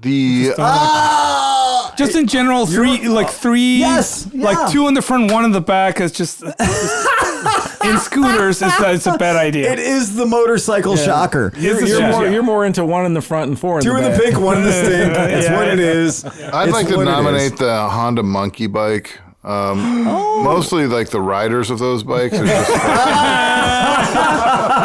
everybody I see riding these is just some old man. I could have had a Grom, but my back hurts. Yeah. Now he's about ready to get himself hurt. But not joking, back to the original statement about the MP3. Our shop, we've been in business for 21 years, and nothing has brought such a plague, a pox. You know, they say a pox on your people, a pox on your family. The apocalypse. The apocalypse. Nothing has visited upon my shop the kind of fucking vile hatred of the Piaggio MP3. Because one, misunderstood. Well, you saw that text message that I just got from the CB1 guy that I sold to CB, who now is a podcast listener. Right. Peter, hey, how you doing out there, Peter? Hey, Peter! He happened to put on an MP3 for $1,300. Only crashed twice. He was happy to inform us that we were 100% correct in our analysis of the MP3 and that he would be punting that MP3 along, hopefully for a little bit of gain of profit. But he also enjoyed your bike, right? He sent you a thing saying he loved it. And he's a much better owner than I am. I mean, he took it down and did all kinds of stuff to it, took the fairing off, made it back to as original as possible, rebuilt the forks, like stuff I probably would have never done to it. Cool. Do you know Real Honda Whisperer. what I would like to say about riding an MP3? I've Says the discovered shit whisper. riding an MP3 is a hell of a lot like this. If we said, okay, here's how it's going to work. Oscar's going to ride a motorcycle, but then Oscar's going to tell me what riding that motorcycle felt like. That's what it's like riding an MP3. So you literally tell the motorcycle what to do, and then the motorcycle does it, and somebody else tells you about it. Oh, wow. And then, so it's like with an MP3, you never actually feel the road until it's too late. But that's the problem that Until you're literally feeling the road. Yeah, Right. in your cheeks. The term that somebody said was like, some motorcycles have feedback. You can say a certain motorcycle has really excellent feedback. You can feel what the road is underneath your bike, right? Right. They said with an MP3, those are smoke signals. Right. That eventually someday somebody will tell you what the road felt like, but it ain't today. Yeah. You're inside of a bubble looking at a windsock going, I think it's blowing. I think it's blowing. I'm not sure. Not shitting you. Every MP3 that we have ever had through this shop that hasn't been new has been crashed. Yeah. And now I'm not joking. Like that is not some wild bullshit story. That is every single MP3 that has come into our shop for an oil change has body damage, because there is a perception and then there's reality. The perception is this bike will hold itself up. It's a false sense of security That's right. of having 3 tires. Yeah. Oh yeah, well 2 you can kind of tip over. 3 will make it super stable. And it lures into a lot of shitty riders that think that's going to be the bee's knees for starter Would bike. anyone like to guess? I'm going to say this just for fun. Piaggio MP3. Okay. Piaggio MP3. Would anyone like to guess at how much that motherfucker weighs? 537.9 pounds. Exactly. Just guessing. Exactly. Okay. And by the way, that's dry. I'll be smoking a cigarette while you talk about it. That's dry. That's no battery. That's no oil. That's no gas. That weighs more than my Moto Guzzi that's 29 goddamn years old and is 850 cc's. Or my Africa Twin. Or your Africa Twin. Right. That's a scooter that weighs more when Gertrude, who's buying it because it's stable and it can't fall over, because it can, that motor scooter weighs a metric goddamn shit ton. Those front tires were tiny as fuck when they first came out, right? They were like, what, 12 inch? They don't hold barely. They're 12-inch wheels, exactly. So not joking around. The MP3 is a shitstorm, right? But to your point, so today I was going back and forth to banks and doing stuff at my lunch hour, and on Menor Avenue there was a dude in front of me on one of those new Rikers or whatever, like the regular 3 thing, you know, whatever. Yeah. And I'm like, oh, this is kind of cool, and like you could tell the dude was new, and like he was, but then like he's in front of me, right? And I'm like, wow, I wonder how kind of get. It has no gears. Nope. It has nothing. Like the dude's feet, he's in like flip flops, just sitting there like this. He's not doing anything. And it's just, and like he was texting and looking at his phone, but it wasn't even unsafe because the thing is so docile and sterile. It's horrible. It's not even a motor. I don't know what it is. And for the haters who are going to bring this up, when we just said that the MP3 weighed 540 some pounds, you're going to say, yeah, Phil, yeah, but that's the 500. That's the 500 MP3. You can't. You got to be fair. You got to give the weight of the 250. Okay. 250. Yeah. So the 250 is 20 pounds lighter, motherfucker. The 250. The 250 weighs 520 pounds dry. So wait. So how does Yeah. 50% of the horsepower, Right. but only like 50% of the displacement. but one Yeah. 80th less Yeah, weight. you're right. Less weight. And and the MP3 250 is a guy that was the first guy in Ohio to have one and tested it 1,000 different ways and rode it in the snow and did all kinds of other stupid shit with it and drifted it and all kinds of crazy crap. What I'll be happy to tell you is the power to weight ratio on this thing is literally 0.09 horsepower per kilogram, which is disgusting. Yeah, not fun. I not mean, fun. what I can do right now is I can take a buddy scooter, 125 Cs, geez. go out in the Yeah, parking those lot and do things are- wheelies and have a blast. There is no sex in the champagne room with the MP3 250. That bike is a bad night out. That is not even a fucking hug at the end of the date.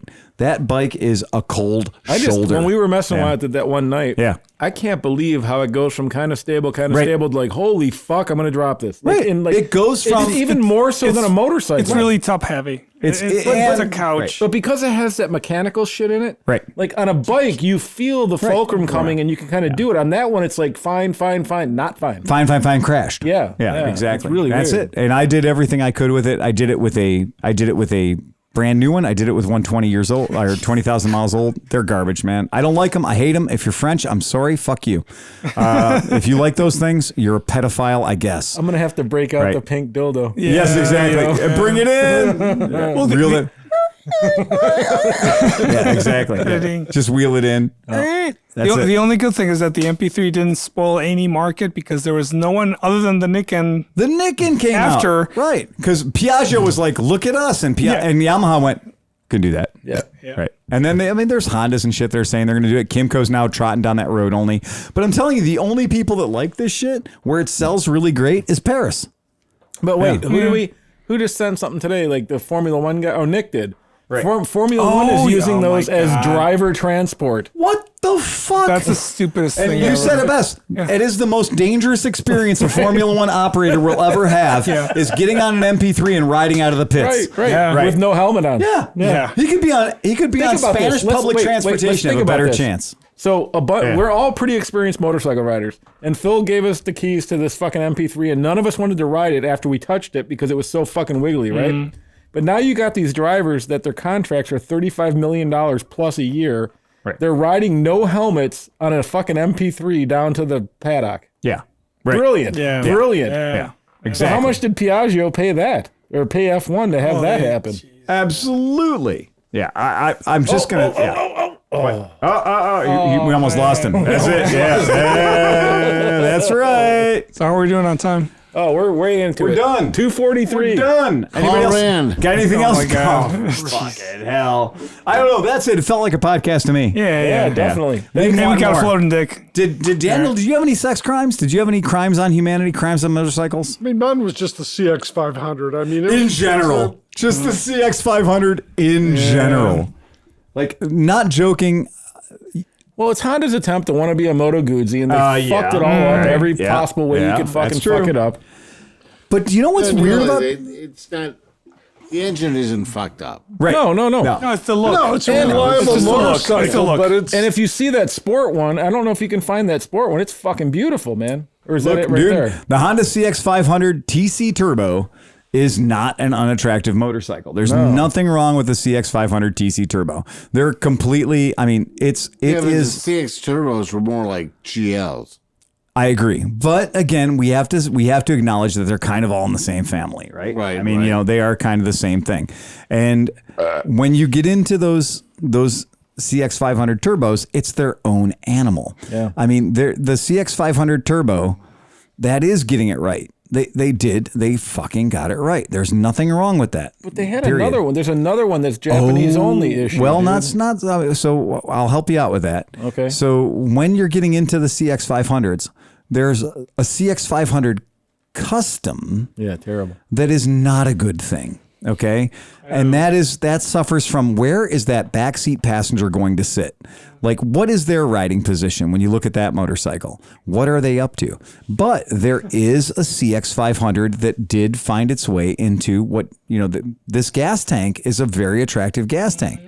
And when you look at CX500s, Sleepy, look up the screen. Okay. Yeah. So when you look at that is actually this. And this motorcycle that's up here is, they called it the plastic maggot. What about that one? Right. And so that is the Sport. So if you look at the CX500 Sport, we didn't get that bike in our country. That's what I'm saying. Right. This thing is dope looking. Right. Like I can't believe they didn't bring this to us. We got this CX500, which actually has an attractive windscreen on it. Yeah. The American CX500 has one of my favorite gas tanks in the world of motorcycles. I hate the seat. The seat sucks. The seat blows. And it has that little plastic taillight on the back. But you can make a pretty fucking workmanlike cafe racer out of a CX500. And the rear fender earned its name of the plastic maggot. The plastic magnet. Exactly. Right. So if we go into the 1982... I never had the opportunity to own one with a little windscreen on it. Were they all broken off before? They were all broken off. And I've had a couple of them with them, but they are fragile. They don't survive. So yeah, the 82. The one I'm talking about is a Japanese only release though. Yes. When you get into the 82, you're going to be seeing some of these. So 79, there's a very dangerous there's a very dangerous word in the world of Honda, and it's the word custom. Starts with a C and a U. And the thing that guys rhymes with unt. Yes. Because these things you could get them for like $47. Right. So everybody made them into cafe racers. Yeah. And the worst look is when they take the side panels off and that giant hoop is just hanging out. It's terrible. So yeah, the CX500 Custom is kind of a bad scene any way you slice it. The regular CX... Right. The regular CX has decent things, but the back seat's way too chunky. Yeah, it's a fat back. It's just a very fat back. It might, like I said, Merritt calls that fat girl seat. You know what that girl is? That's when you were single and you were at a bar, and you saw this girl standing at the bar, and you're like, oh shit, she's from the bar up, and then you walked around and it was like Aunt Fanny. Yeah, exactly. Aunt Fanny. Then I'm like, oh, she's really hot. Yeah. She have an amputated arm, dude. They told her to haul ass. It took 2 trips. Yeah. My favorite is that like little arm that only has a couple fingers on it. That's awesome. Thalidomide. And this is the CX we didn't get, which is the CX500 Euro or the CX500 Sport. Yeah, that's what I'm talking has about. the same exact gas tank that came on the original Honda CB, the style of a Honda CB 750F or a Super Sport or the CB 900F, and it had a little bikini fairing on it. They were really pretty, real cute bikes. I mean, it's cool looking, but they didn't make them. They didn't make that. Quick question, because I saw one. You were talking about getting a CM 400 Hawk. In the black and orange color scheme. Right. Saw one over at the Triumph dealership parked in the parking lot. Somebody must have been visiting with one of them. Yeah. There you go. Well, whatever happened with that? That was like $1.75 a CC bike. Yeah. And the dude stopped responding. That means he sold it. That was it was just it was nothing, but it was cool. I mean, like it was for $800 or whatever. It's going to be a fun bike. Right. So I will call foul right now on the that particular motorcycle that you see there that has the world's worst buckhorn handlebars, the CX500 Custom. That is one of those ones. Like, that's the motorcycle right there. If you're riding that in the form of a CM400 or in the form of a CX500, you are hating life. If your knuckles aren't facing the wind. Yes, exactly. If your fingers are pointing back at you. Right. Yeah. You're riding a wheelbarrow. If you look like you're jacking off 2 conquering Nazis at the same time, you are probably not succeeding in life as a motorcycle rider. Right. If you look like you're on your knees jacking off the overlords, then you don't need to be riding a motorcycle. To be fair, if we have listeners that have $200 and they don't have any other way to get a motorcycle, it is a Honda. Yeah, and you can take it apart. It's going to run. You can take it apart. You can drive it place, but you're going to get laughed at. It's going to take you to work every time. Yes, it is. It is going to guarantee that you don't have sex. About work. What about the brewery? What about the brewery? It'll take you anywhere you want to go. And I'll say they're all a wonderful replica of an actual real Moto Guzzi. Yeah. Because when you look at an actual real Moto Guzzi, even a Moto Guzzi V50 Monza, like this one in question, is a sexy bike. Yeah. A Moto Guzzi V50 Monza is a damned sexy bike. There was but they went awry with the CXs. Yes, they did. Not They- go awry with the CX. They did go awry with the CX. You know better than So that. there we go. So I think that's a good one. Anybody else? McElfresh, who's your villain? Did you say? I mean, Himself. I mean, all the anything that ends in star. Okay, yeah. Anything that ends in star. That's basically code for. I would have a Harley, but I just don't have the wallet. Yeah. That's true. I dig that. Yeah. I don't know. There's lots of ugly bikes that I didn't really care for, but I'm not really that. I mean, I would take anything that runs really well and ride the shit out of it. Yeah. So, I mean, you know, it is what it is. Hey, but you're a bike whore. Oh, God. You calling me a fucking bike whore. I mean, how many? That's You like- have what, like 45 motorcycles at this point? Only 30. 30. Yeah, okay, he's sorry, up to 30. Yeah. The remember when Cam bought that? 30. Yes. Remember when Cam That's bought a that great one to Yamaha talk about. 50? Yes, that's when a great Cam one. bought that Yamaha 50 Cruiser, like honestly, to me, the definition of you have failed as a motorcyclist Yeah, that's it. is that motorcycle, the 1983 Yamaha RX50. Because at the same time, you could have bought a YSR. Yeah, right. And a YSR is like This looks like kind of cool. This looks like a bicycle manufacturer said, you know what? Let's put a motor in that fucking thing. There have been a whole bunch of Chinese 50cc replicas of this motorcycle. Yeah. Not joking. The Yamaha 1983 Yamaha RX50, it is an awful place for a chopper. No, this is a Fantic. So this is a Fantic Chinese chopper copy of a Yamaha. So this is the Fantic, yeah. So the Fantic existed. I think the Fantics were Italian, but yeah, the Fantic was a clone of a Yamaha 50. Did it come with the It came just like you saw it. Bozuko fucking back The seat? Fantic comes exactly as you see in the picture. The Fantic chopper, look it up. It's worth it. Some of them had chrome gas tanks. They're weird as fuck. But yeah, the What was Yamaha another though. company, the Paganini they made a whole bunch of those fucking things too that looked like Pagani? Pagani made it. Yeah. Pagani. Anybody else got anything else? No. Fuck it, let's get out of here, man. That was Cleveland Motorcycle Podcast. Remember, folks, to ride fast and take chances. Ba, ba, ba, ba, ba, ba, ba, ba, ba, ba.